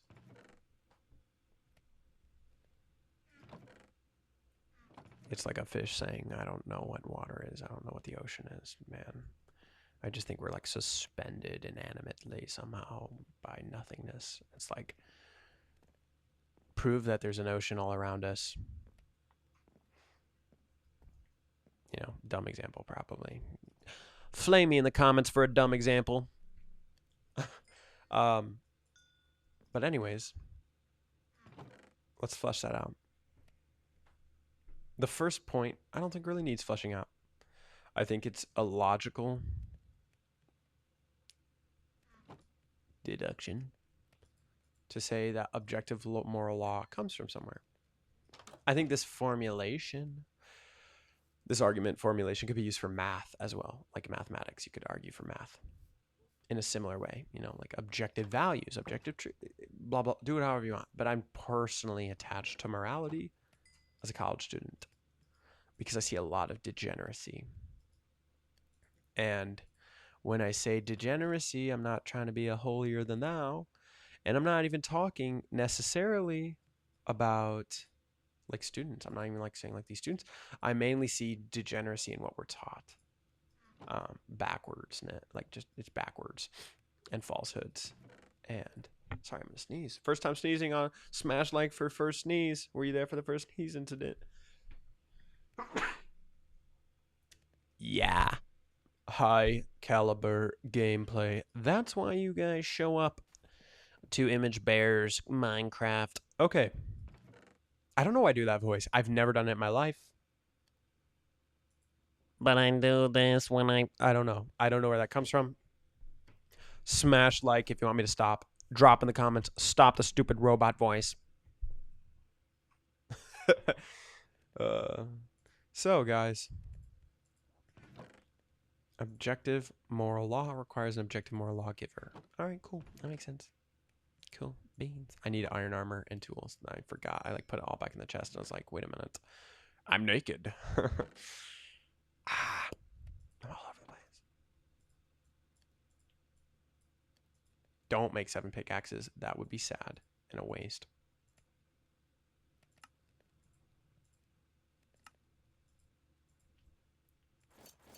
What is objective morality?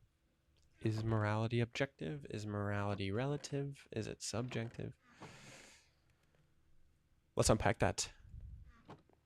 I think if you like, literally, I was watching Gravity Falls with Elizabeth. I love Gravity Falls. Gravity Falls is a great show. But there was like an episode that like it clearly, I'm not saying it intentionally did this, but it felt like a veiled criticism of organized religion because it's a Western show. You know, every show nowadays has veiled criticisms of organized religion. But in this particular veiled criticism of organized religion, it was Mabel needs to gather a clump of unicorn hair. So only a person pure of heart can obtain a lock of unicorn hair. And everyone's like, hey, Mabel, you're the sweetest girl we know. You're so pure of heart. You should go get the unicorn hair. Should I run in there without full armor? I feel like that's a terrible idea.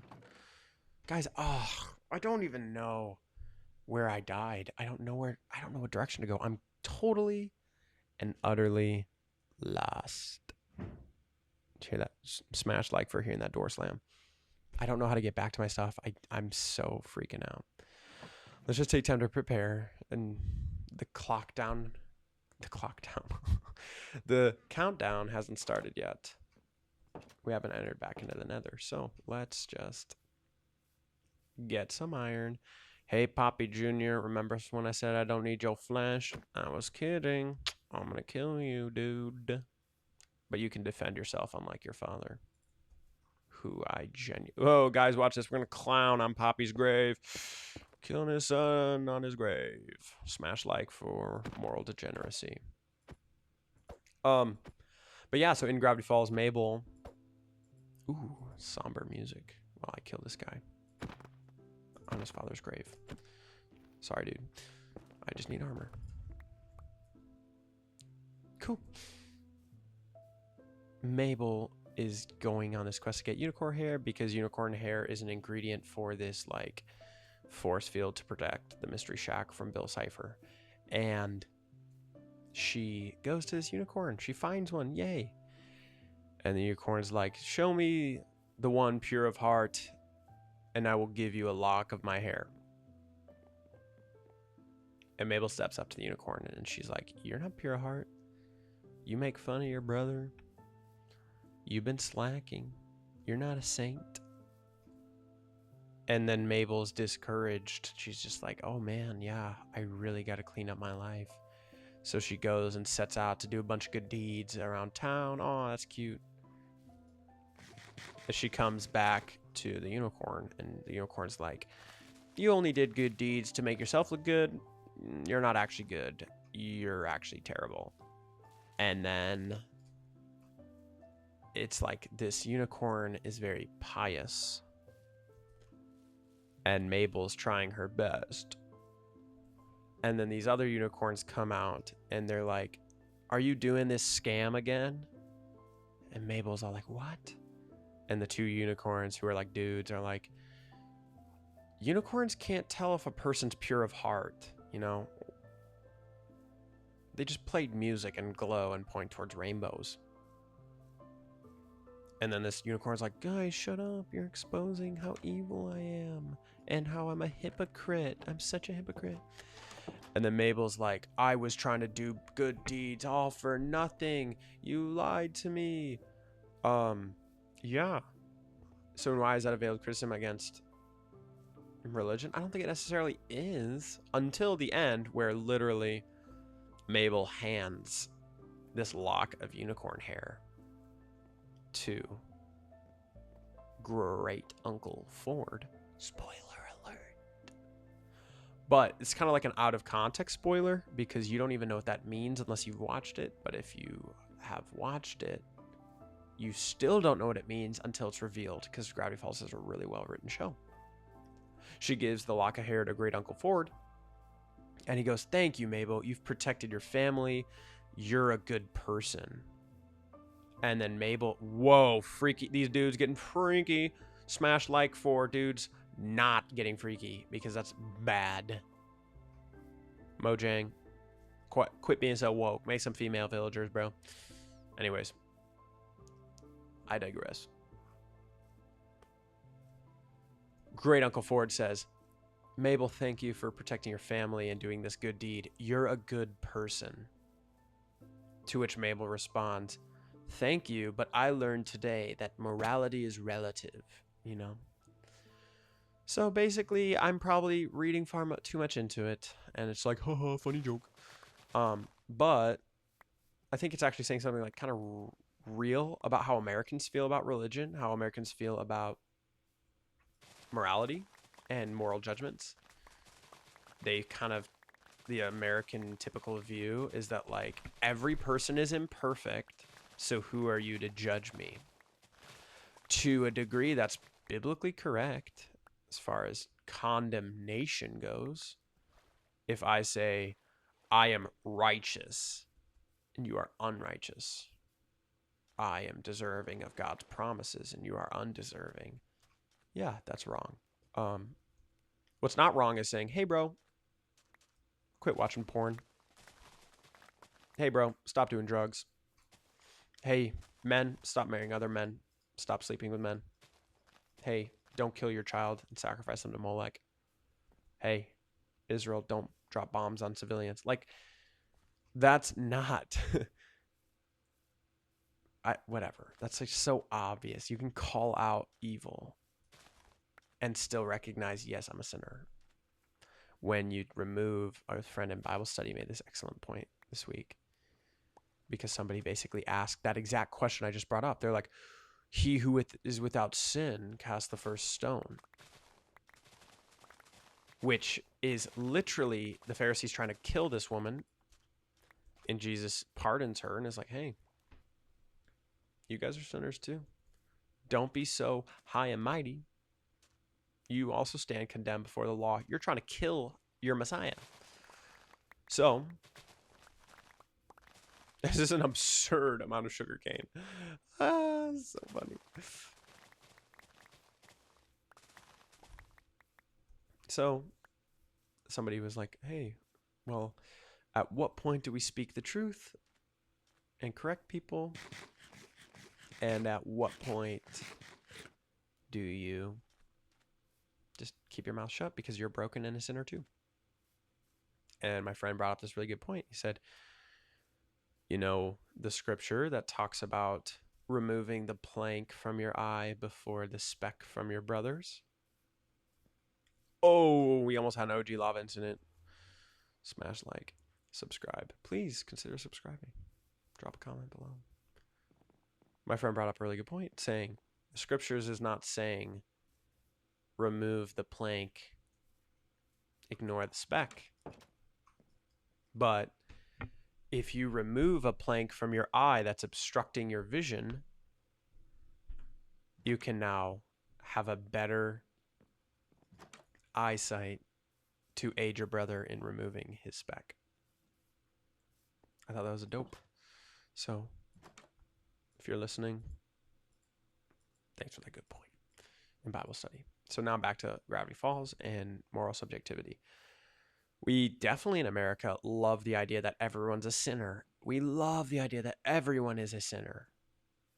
But everyone's a sinner equally. And all sin is the same, and all sin is equal, and all of us are imperfect. Therefore, everyone's the same, and there's no unique judgment, and there's no sins that are uniquely bad or uniquely harmful or unique in consequences. Like, everyone's the same, everyone's equal. In a sense, that's true, of course. In a sense, everyone is separated from God in their sin. The wages of all sin is death. Yuppers. Yes. It's also true that it's far more heinous to kill a person than steal a candy bar. Obviously. So now, the idea that morality is relative. Like, I don't care if you think I'm a good person. Being good is determined by your framework. That's just like bullcrap. People can justify any action with good intentions, you know. The road to hell is paved with good intentions, as they say.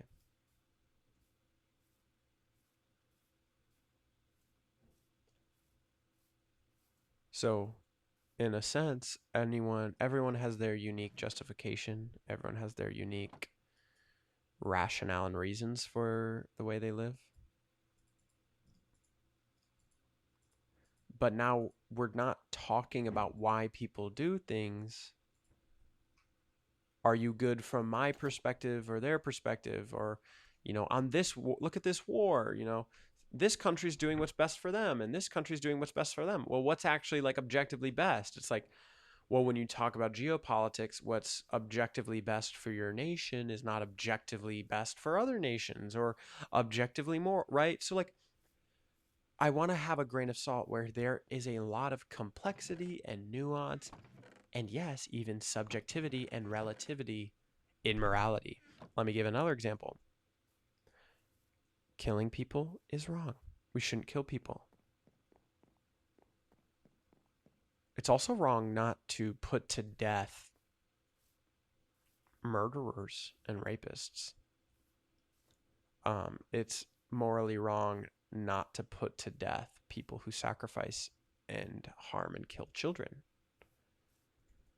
So that's an instance where a failure to kill people is a moral failure because the office of the government has a unique job compared to individuals, where individuals are not to be vigilantes and not to take up a sword against others as individuals, but rely on government to do justice, right? So yeah, guess what? Killing people is bad. And if somebody's like, well, what about justified wars? What about self-defense? Okay, good job. Pointing out the one dandelion in the field of bluebonnets. Good job, nerd.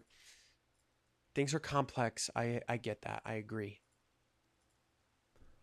I'm just going to argue that there exists objective moral truths. I'm not saying every scenario is black and white. I'm not saying perspective doesn't matter. I'm not saying relativity doesn't matter.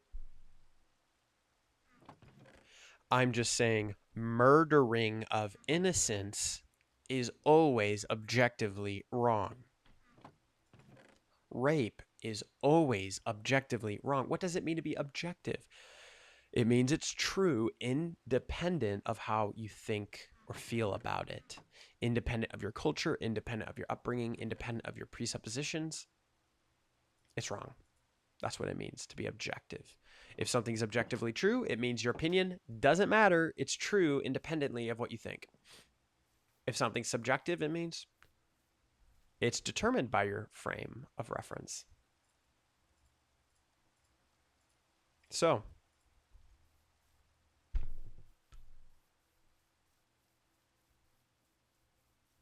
I think we can all agree without getting we don't need to get explicit. As soon as you enter into the realm of like extreme moral atrocities, I think everyone is like, yeah, that's sick and evil and vile. We don't need to get into like graphic examples. I'm not going to get graphic, but I pretty much sure all of us are looking at the Epstein files stuff as Americans and are just like, yeah, that is just objectively disgusting and vile and wicked and heinous and evil. Oh my gosh, I'm such a bum. I am such a bum. I don't have a gold. I don't have gold. So, all my stuff. Guys, should I just count myself as a lost cause? Maybe. Maybe it's a lost cause. This is really sucky, guys. I just should have mined diamonds because guess what? I've been recording for like an hour and a half and have genuinely accomplished nothing.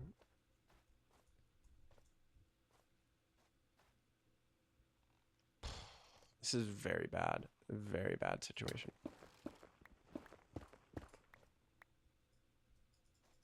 Bro, I don't know what to do, guys. If I leave the nether, is my stuff gonna despawn? Like I just load it all in and I'm gonna go back to the overworld. Oh my god. Let's just not worry about it. Let's be anxious about nothing.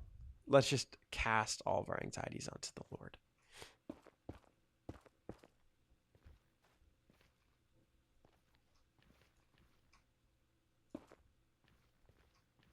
So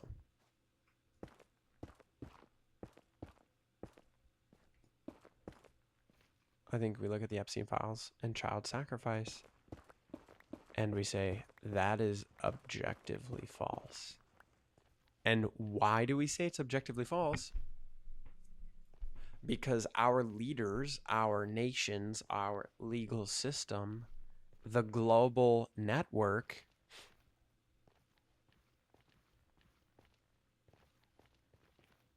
participates in it and encourages its flourishing and doesn't prosecute or judge it. Our culture actually doesn't care about it. Our government doesn't care about it. But we as people still say that is wrong. People often say morality is informed by, personal perspective or culture or religion, or everyone has a different source of morality. I would say people have different sources of ethics and manners and behaviors, but everyone is under the same. I need one more for a gold helmet. That's criminal. Everyone's under the same moral law. Even people who don't believe in it or abide in it or adhere to it, they're under it.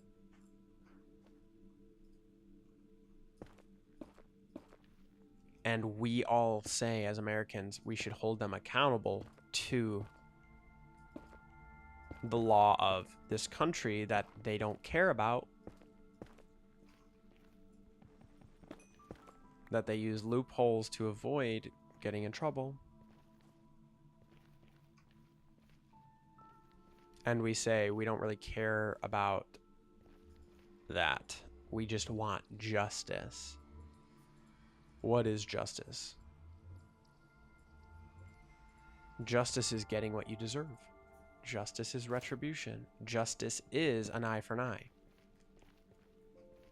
Justice is meant to be retributional. Grace is not retributional, right? Jesus is not teaching us about justice when he says, you've heard it said before, an eye for an eye, a tooth for tooth, but I tell you, turn the other cheek. Jesus is not teaching us that's what justice is. Jesus is teaching us that's what grace is. We should be gracious towards others.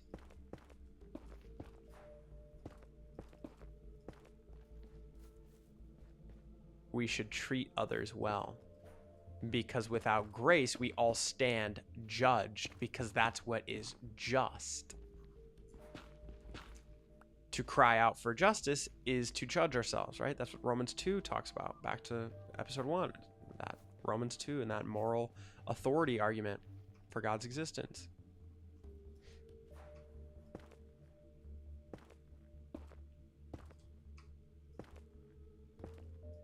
I have no idea what direction it is, guys. I'm genuinely, that's why I keep pausing, is I'm thinking.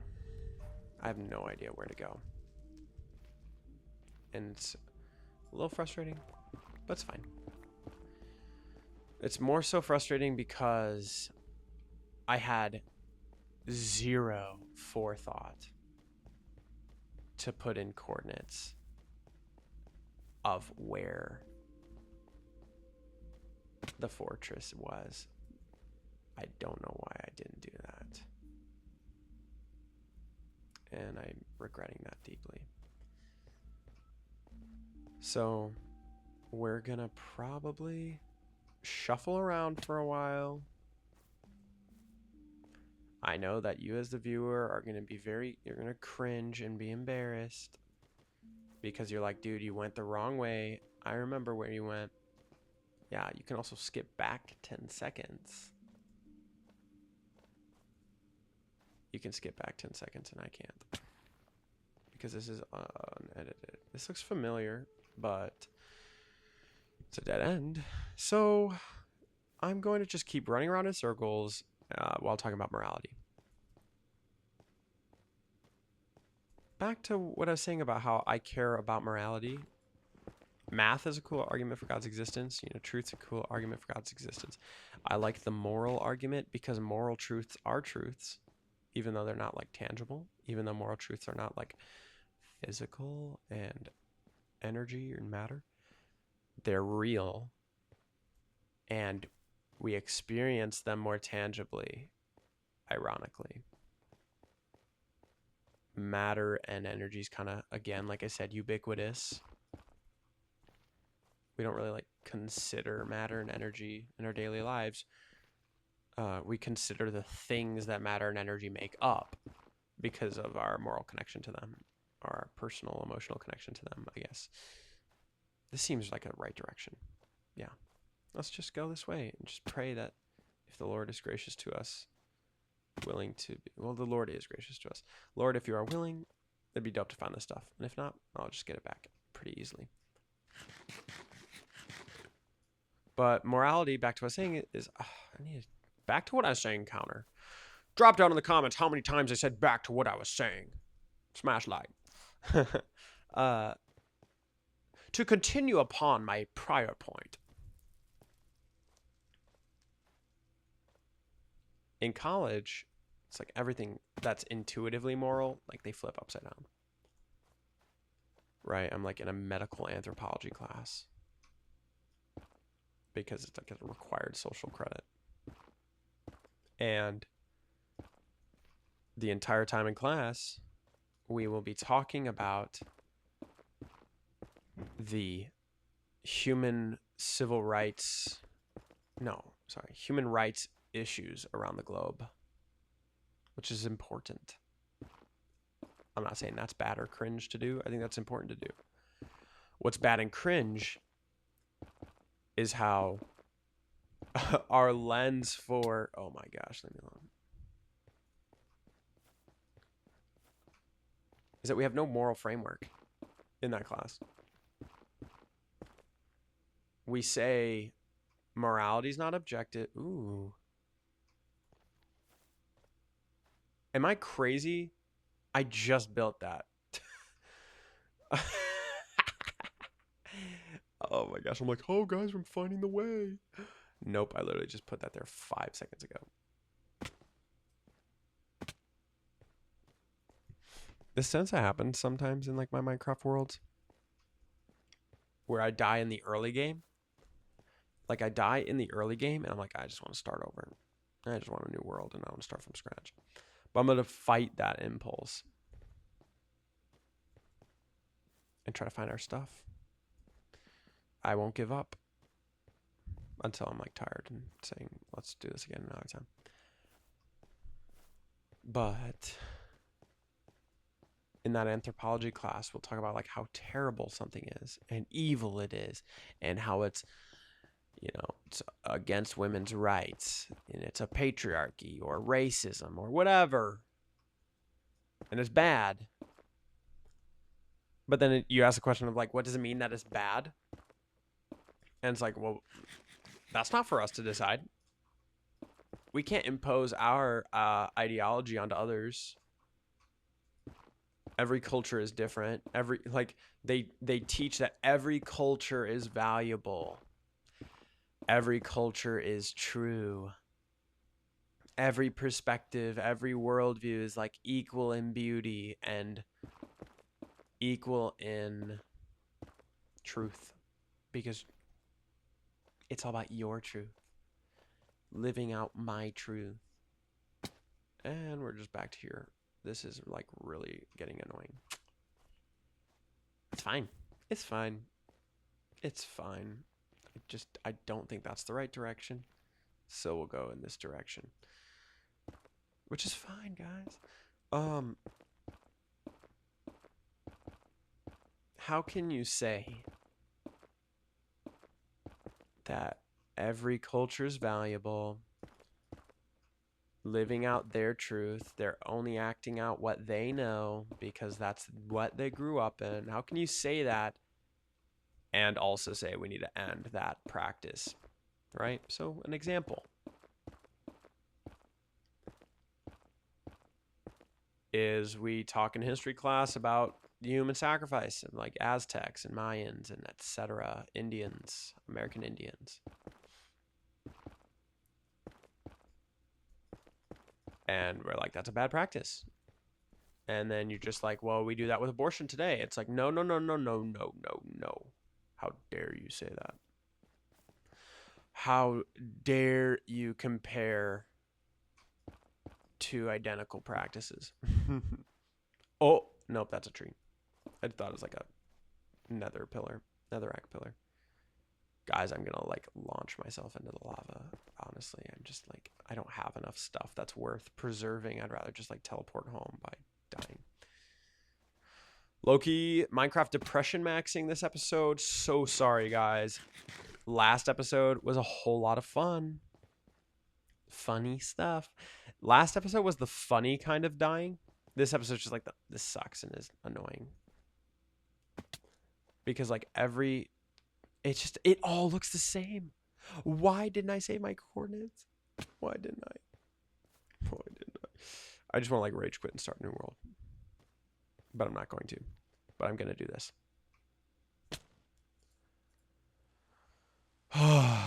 It's liberating.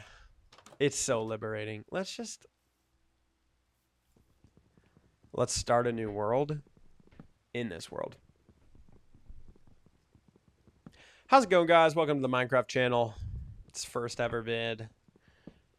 Gonna punch some trees, get some food, get some diamonds.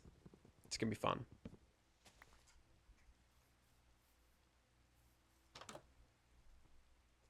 If morality is subjective,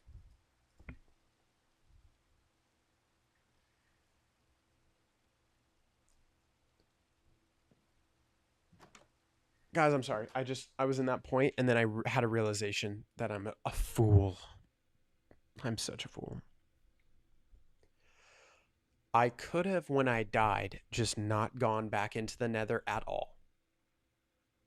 For the rest of this video, I could have just like gotten diamonds.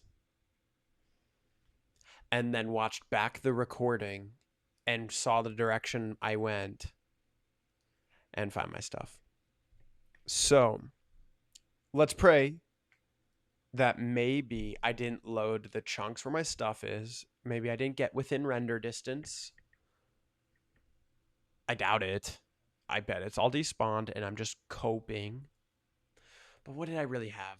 I had like 6 diamonds and 8 flame rods. What? Blaze rods.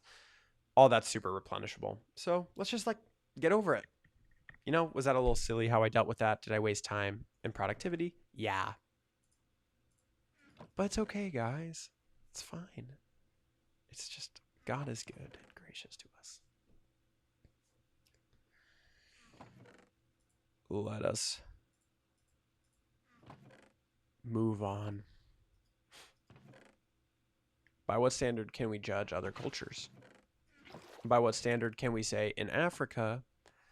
I'm sorry, this is a bit of a like graphic example, but this was literally the example used in our anthropology class. We're talking all about how like women are oppressed by patriarchy and we need to spread egalitarianism throughout the globe. And the most pressing where am I crazy? Oh, it's right here. And like specifically the most pressing issue, or one of the most pressing issues of like how women are harmed by patriarchy is in Africa. There's like widespread female genital mutilation. I'll just leave it at that. If you know about it, you know about it. And why they do it, you know why they do about it. But they mutilate the genitals of women in Africa. Not all of Africa, parts of Africa, tribes of Africa, cultures of Africa. And that's terrible. That's wicked. By what standard did we call that wicked? That's not established in the class. We just kept saying it's terrible and need to stop it. And then, you know, some students raised their hands and were like, well, we do circumcision. Oh my gosh. This place is reminiscent. All right, boys. Egg incident right here. Egg incident. Remember that OG. Smash like. Drop a comment if you remember OG egg incident. But so some people were raising their hands in class and like, well, we do circumcision. That's a form of genital mutilation. And the teacher was like, yeah, people have argued that. Some people argue that, but that's not like a pressing issue in America. But this genital mutilation in Africa is terrible. Which like circumcision is vastly different than what they do in Africa, obviously. I think that goes without saying, but I'm just gonna say it to clarify. So these people are kind of making a false equivalency. So I'm not saying I'm on their side or I'm on the professor's side, which is leading to my next point, which is I then raised my hand. Oh my gosh, I'm a goner.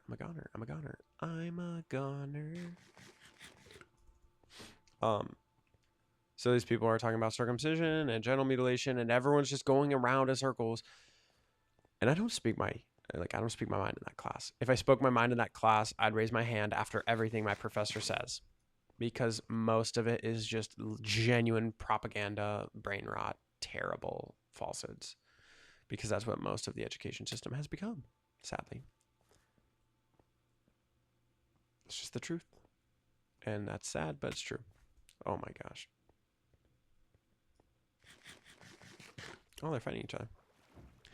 It's like how the two-party system works, right? You just get one party mad at the opposition party, and then the pedophiles who control the country get to run away with the diamonds while we shoot each other. Hey, bro, what's up? So I don't really speak my mind in that class because it's just, I disagree with almost everything in that class, but I felt really compelled to share this time. So it's like the first time I've ever raised my hand in class and shared something. And, you know, usually I sit in the back and I work on other homework or study or play a game or something. Like, I don't usually pay a whole lot of attention to that class. That's the truth. I'm going to be honest, because it's genuinely propaganda and garbage. Hey, OG egg incident. Let's repeat the egg incident. Anyways, but I shared.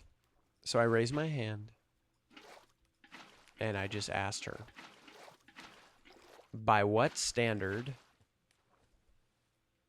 can we say genital mutilation in Africa is evil, but we perform genital mutilation in America and we call it gender affirming care? And the whole class just was stunned and silent. You could hear a pin drop. And my teacher just she stumbled for a second and literally responded, well, that's a question. She was just like terrified that I said that. And she's like, well, that's a question. And then like 5 seconds later, she's like, as anthropologists, you know, we don't really appeal to an objective moral framework. We say there is no objective morality. We just try to observe and respect the cultures. So not only did she not answer my question, she insulted my intelligence by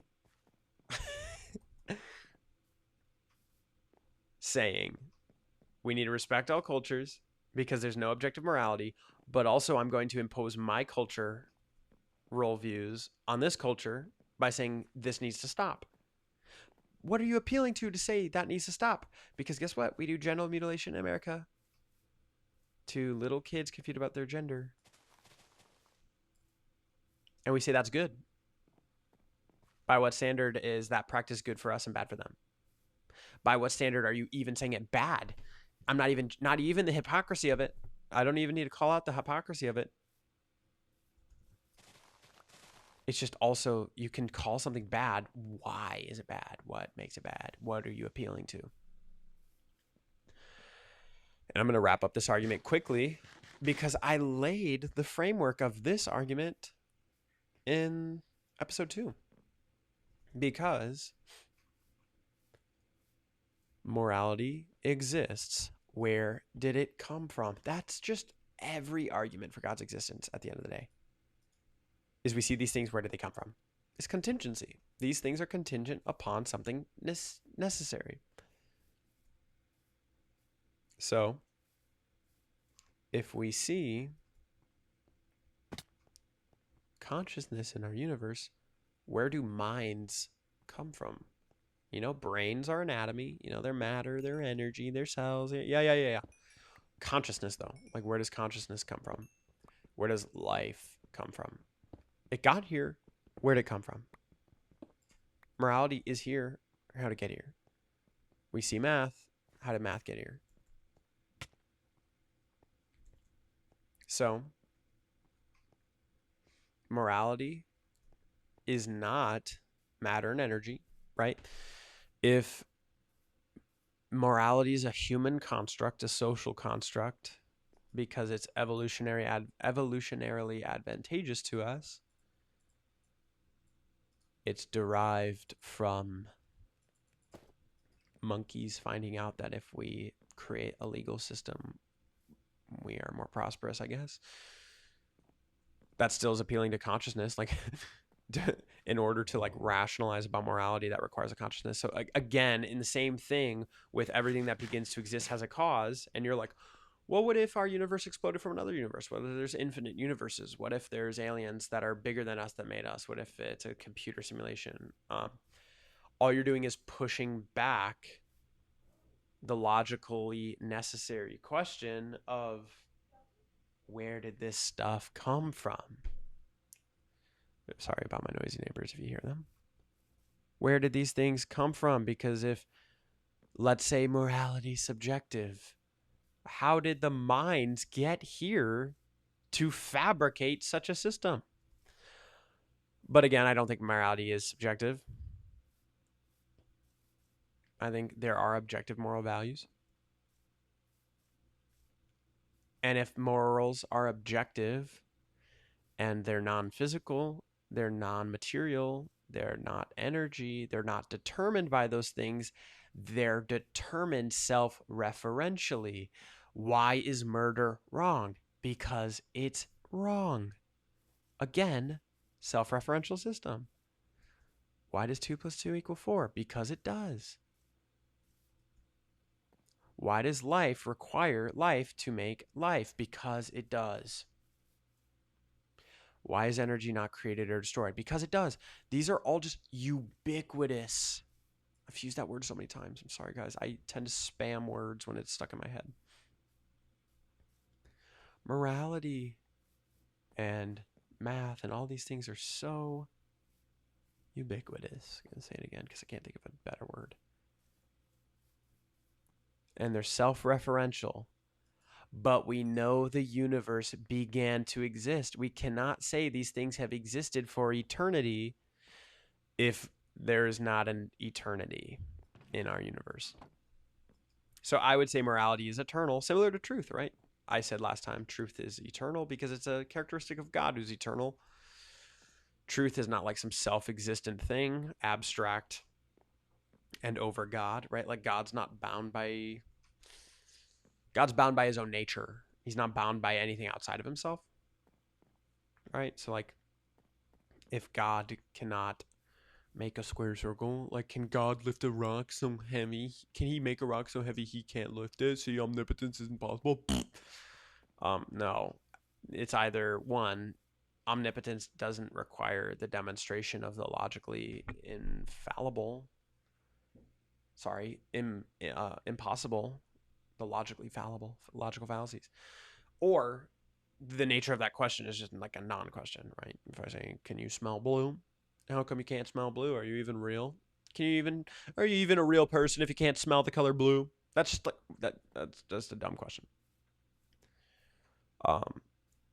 So God's not like bound by truth. Truth's not over God. Otherwise, then by definition, that is God, right? God is the maximally great being. Maximally great. Maximal power, maximal goodness, maximal knowledge. Whatever is the highest conceivable being That's God. That will be our next episode probably, which is the modal ontological argument, which is the argument from the highest conceivable being. But back to morality. If morality is self-referential, it's not made of matter and energy, then our universe cannot be merely a product of matter and energy. So back to the original simple premise that I just completely convoluted over this past 2 hours. The simple premise is this. Objective moral law requires an objective moral lawgiver. There exists an objective moral law. Therefore, there's an objective moral lawgiver, and that's God. That is God.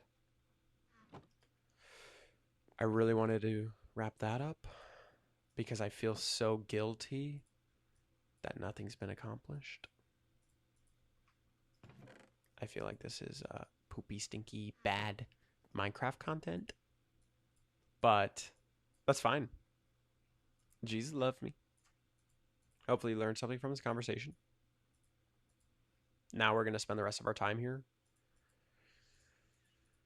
We're not going to get full diamonds, guys. I failed. Oh, I've already had a thumbnail called I failed. I think I need a thumbnail that says like I lost everything. It's just like I was so excited to make progress and so happy, and then I just lost it all. So here's what we're going to do, folks. This is what we're going to do. We're going to get full iron armor.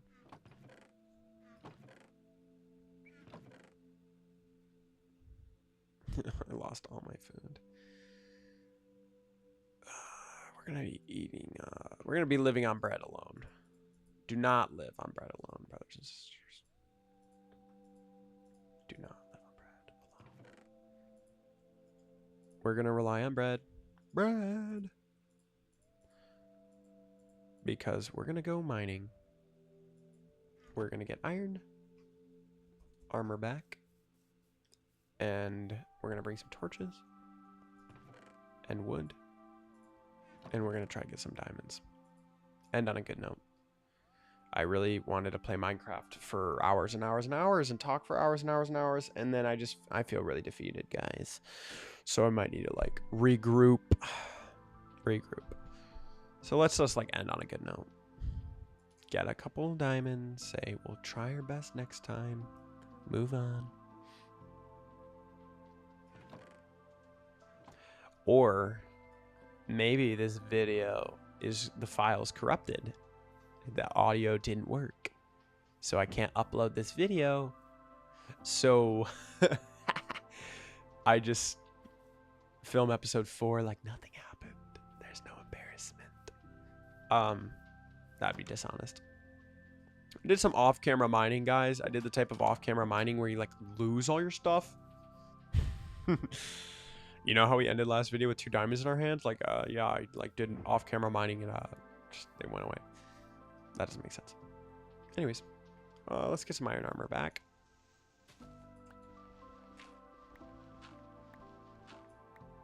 And find some diamonds.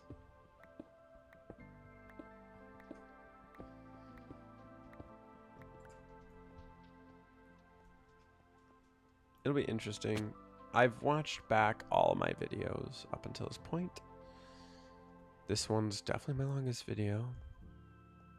So it'll be interesting to watch this one back and see if it's like, oh, actually, I'm never like, I'm going to experiment with like, because traditionally like a VOD channel, you know, you can find videos that are like 6-8 hours long. Some people like throwing that on in the background while they do work. Maybe you guys want to throw this on in the background while you work. I don't really make sit down and watch videos. I feel like once you get over an hour long, it's not really a sit down and watch video. So maybe, who knows? Oh, man. Kill this zombie. So maybe after this video, I look at the engagement analytics and stuff, and I'm like, Maybe I cap out at 40 minutes. Maybe I cap out at 30 minutes. Just do 30-minute videos every day, an hour minute. An hour minute. 30-minute videos a day, an hour a day. Maybe I do that. Or maybe I just have no formula and I just play and I record. And sometimes there's bad Minecraft sessions like today. And I just accept it and get over. Why did that hit me so hard? Oh, is that got like an enchanted bow? Oh, I have no armor. Doi. Doi. Egg incident. I love this place, bro. Maybe this is where we build our base. Like build a bat cave. The OG egg incident, bro. Well, I guess not incident, more like clip. It was absolutely fire. I'm very proud of that moment. Just like, guys, this is like a Vinland Saga spoiler if you look up Gojo. Oh, wait, never mind. The arrow just despawned. Drop in the comments if you caught that niche reference.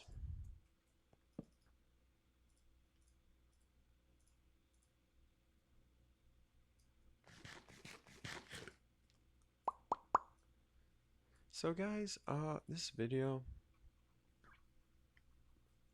not my proudest work. Just gonna be honest, we got transparency. Not my proudest work. I cannot say with a honest heart that we accomplished anything in Minecraft. Conversationally, maybe I'll watch this back and say like, oh, that's good. Like, this is good stuff. Like, I hopefully shed some light on some interesting topics. Maybe it was entertaining. Maybe it was enlightening. And if not every video can be perfect. Just move on from failures. Hey, I try to find a lesson every video. You know, like a good lesson. And that's the lesson. Is sometimes you just like accept a failure and you move on. You never accept.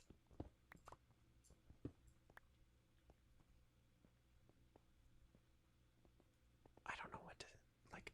I'm having a loss for words. You never like accept inadequacies in yourself. You're not content with the evil within you, right? I'm not saying that. I'm not saying like you're broken and just accept it. That's not what I'm saying. I'm saying when you fall, pick yourself back up. Why do we fall, Master Wayne? So we can learn to pick ourselves back up. Wow. You're scary. You hit like a truck. Yep, I'm dead. I'm dead. I'm dead. Humiliation ritual part 2. Yep. That's just what this video is. I can never escape humiliation. I'm dead. He's going to ride up this water and kill me. Guys, I need a lock in Minecraft. Yikers. Genuine yikers. Drop a yikers down in the comments. Oh, I love God. Thank you, God, for loving me, who is bad at Minecraft. But I don't think me being bad at Minecraft has like any like moral weight in heaven. So that's good. But back to lesson. And I got distracted from the little midget zombie. When you fail, trust that God is sovereign over your life and can do exceedingly and abundantly more than you ever could imagine. So, yeah.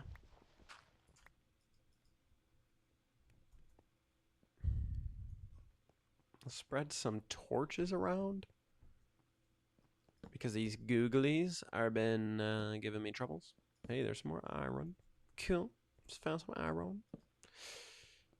Found some more iron. Ugh, leave me alone, creeper. Oh! Alright. That was dumb, but my shield reaction time was kind of tough. Whoa! The humiliation ritual never ends.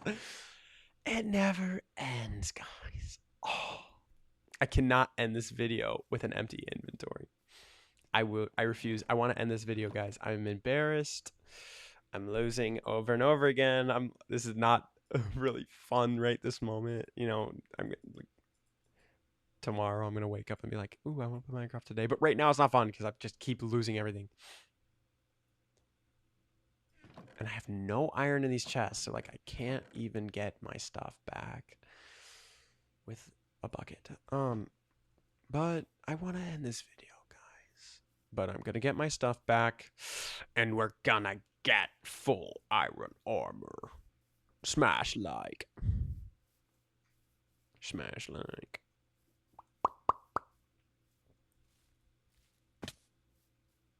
Ooh, copper. The addition of copper to the game did nothing for me. Sorry, guys. Go ahead and cancel me if you want. It's just my opinion. I don't really care about copper tools. Look at this gamer hack. Never forget the gamer hacks. Oh, I'm dead. Not a gamer. I'm a LARPer. I'm LARPing as a gamer. I just realized that right now. I'm LARPing as a Minecraft creator. This is so humiliating. I love this game, but I'm bad at it. I'm so bad at it. I'm so shamefully hiding. I was doing good. We were lucky with finding diamonds in the fortress. We were very lucky in how fast we were getting blaze rods. Luck is no longer on our sides. Sides? Luck is no longer on our side. So, back to what I was saying at the beginning of this. Oh, dude, shit. Oh my gosh, the humiliation. The humiliation. Oh, glar, glar, glar, glar. It's so embarrassing. I'm just a coward. I'm such a coward. It's scary. I don't even know what point I was like. I was talking about something and then I get scared and then I forget my point. I'm not gonna make a diorite joke. Not the time. Know the time and place for jokes. But yeah, I'm LARPing as a Minecraft YouTuber. One day I'll be a good YouTuber. One day I'll be good at Minecraft. Oh, I think I remembered my point. In my articulation of the moral argument, it was probably a little sloppy, a little all over the place because I'm playing Minecraft while talking about philosophy. But remember, I'm not saying what I have to say is the irrefutable case of God. I'm not saying that I'm going to convince you. It's kind of the opposite. If you're a Bible-believing Christian, which all Christians should be, well, whoa, chill, buddy. It's like a bedrock skeleton aim. Then you know that a person only receives faith by God. God reveals himself to people. You have no... Oh, I'm dead. I'm literally dead. I'm literally dead. I'm literally dead. Let's get a counter of how many times I turtle up this video. Let's fully regenerate my health. Humiliation ritual part 2. And let me talk about this. A person is only saved if God saves them. You know, no one comes to the Father except the Son. And it's only if they've been drawn. That we are the sheep and he is the shepherd. And we respond to the sound of his voice because we belong to him. We've been handed over to Christ. We belong to him. And I don't think that this Minecraft video is going to save you. I don't think human words can save people. I think that God alone reaches out for people and brings them back to life. I think God calls people to rise from the dead. I don't have that power. I'm just... Oh.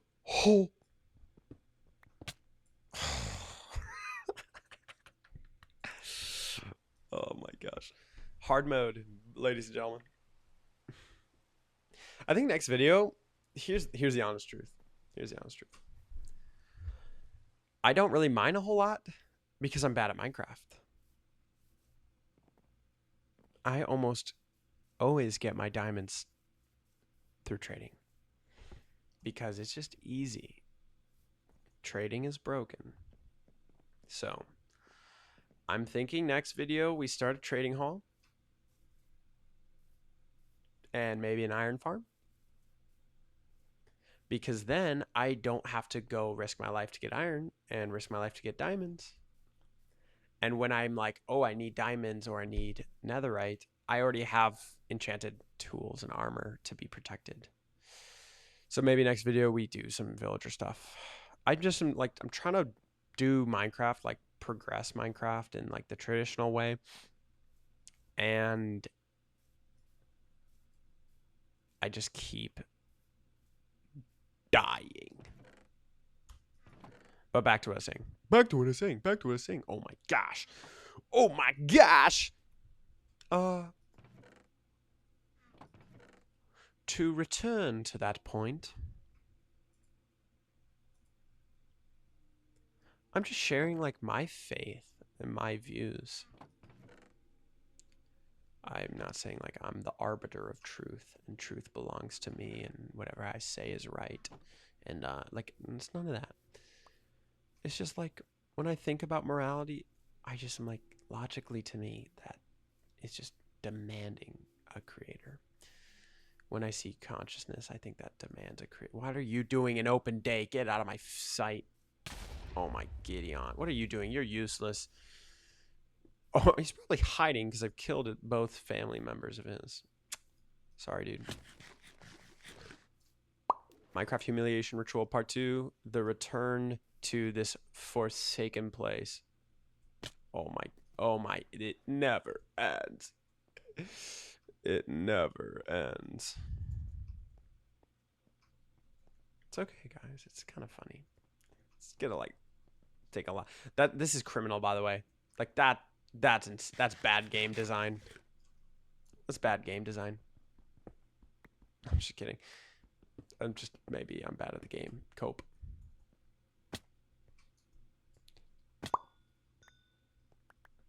Oh, I have to go all the way down there. Okay, so be it. So, I'm just sharing my opinions on God, my thoughts on God. I'm not saying it's an irrefutable case. I don't think a man can give an irrefutable case for God. I think only God can give an irrefutable case for his existence. So, in that,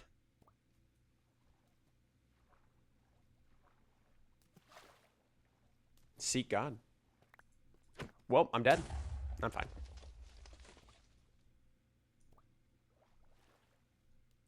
But I'm trapped. Oh, there was zero forethought in that. Oh my gosh, I'm a fool. I'm a fool. That's what today's video is going to be titled, is I'm a fool. Oh, guys, this is so scary. This is so scary, unnecessarily scary. Oh, like that's like the 10th turtle hole. That's the 10th turtle hole. Oh my gosh. I hope this is enjoyable for you guys. I hope this is enjoyable. But let me just like, I'm trying to make a wholesome point and things keep happening and it's scary. Seek God. Seek his kingdom. Seek his voice. Seek his presence. There's a lot of noise. A lot of noise. A lot of distraction. A lot of falsehoods. You find the kingdom of God in silence. And when you quiet yourself, I think when you don't have a relationship with God, you have this expectation of like, God, if you exist, the onus is on you to make yourself known to me. Actually, nope. God owes you nothing. Get that straight. God owes you nothing. Ooh. Get out of here. Get out of here, boy. Get out. Get. It never ends. Oh, it never ends. I need armor. That's why this keeps happening, is I keep going down there with no armor. You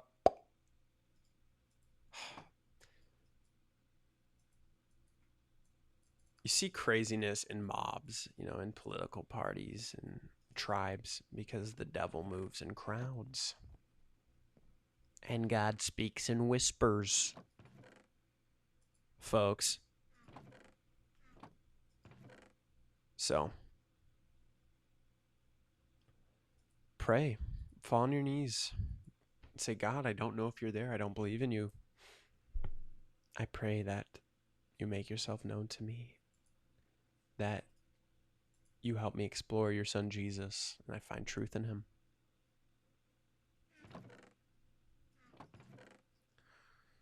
Those who ask receive an answer. Those who seek find.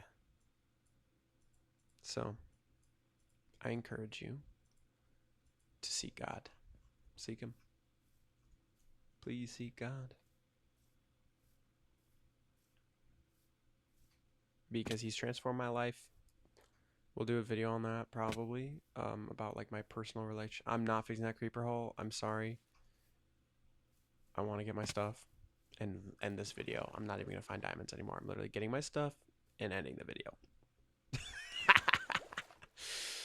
I'm fed up, boys and girls. I'm fed up with this stuff. I'm so sad. I keep dying. I'm humiliated over and over and over again. I lost everything. I can't wait. This video is going to be called I Lost Everything. Oh, freaking heck. No iron even. I need a bucket to get down there. I genuinely need a bucket. This video is going to be called It's So Over For Me, or I Lost Everything, or something super dramatic. And then I can't wait for episode 5. We're just dialed in, and it's called We're So Back. Yeah. I like that formula. If you got to this point in the video, I just like genuinely am so thankful. Thank you. It means everything to me that you're listening, even if it's on the background while you're sleeping. Maybe you're asleep right now. Sweet dreams. I pray there's angels on your pillow. Yeah, I know there's a zombie behind me. I'm just going to craft a shield. Well, actually, I'm going to die before I can. Humiliation ritual. Wow. Wow, wow, wow, wow, wow, wowie, wow.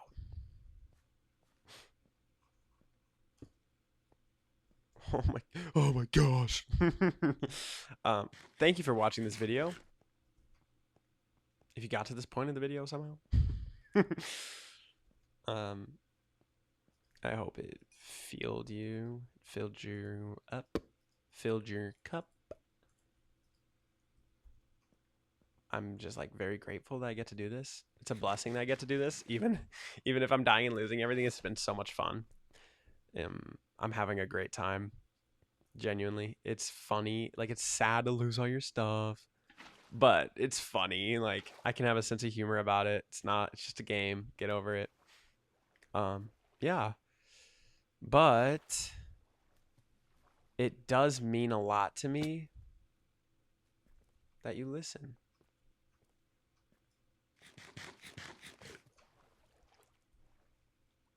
I don't know where my stuff is, to be honest. It's right here. See, guys, it's fine. We're going to board this up. We're going to board it up. And we're going to put on some socks and shoes.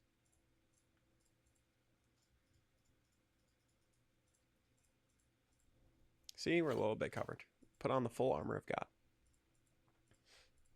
But I do think I'm ready to wrap up this video, friends, because this was a lot. Maybe in the future, I'll limit how long videos are. Maybe you guys are like, nah, actually, we like it. Maybe you listen while you're at the gym. Maybe you watch 30 minutes getting ready for the day. Watch 30 minutes on your walk home. Who cares? However you watch, you watch. If you don't watch, that's fine too. But let me pray. Close us out. Dear Heavenly Father God, I thank you for this day. I thank you for everyone watching. I pray for those who don't know your name, God. Maybe they're watching this and they don't know you. They think that Christianity's false and that I'm spewing nonsense, God. And I pray that you like renew their heart, that they seek you and they find you, and maybe they listen back to these words and they're like, oh yeah, I see them with a new light. God, I just pray you redeem this world. Make it on earth as it is in heaven. Bless everyone listening. Thank you for this day. In Jesus' name we pray. Amen. Guys, it's been a very humbling episode. Even more humbling. Whoa, there's a little red dot. That's what? I don't like that. Now that I notice that, I'm probably going to change the skin. But anyways, a very humbling video. Even more humbling than the episode called Humiliation Mode. But I'm thankful you watched it. Have a great day. Signing out for now, boys. Ciao.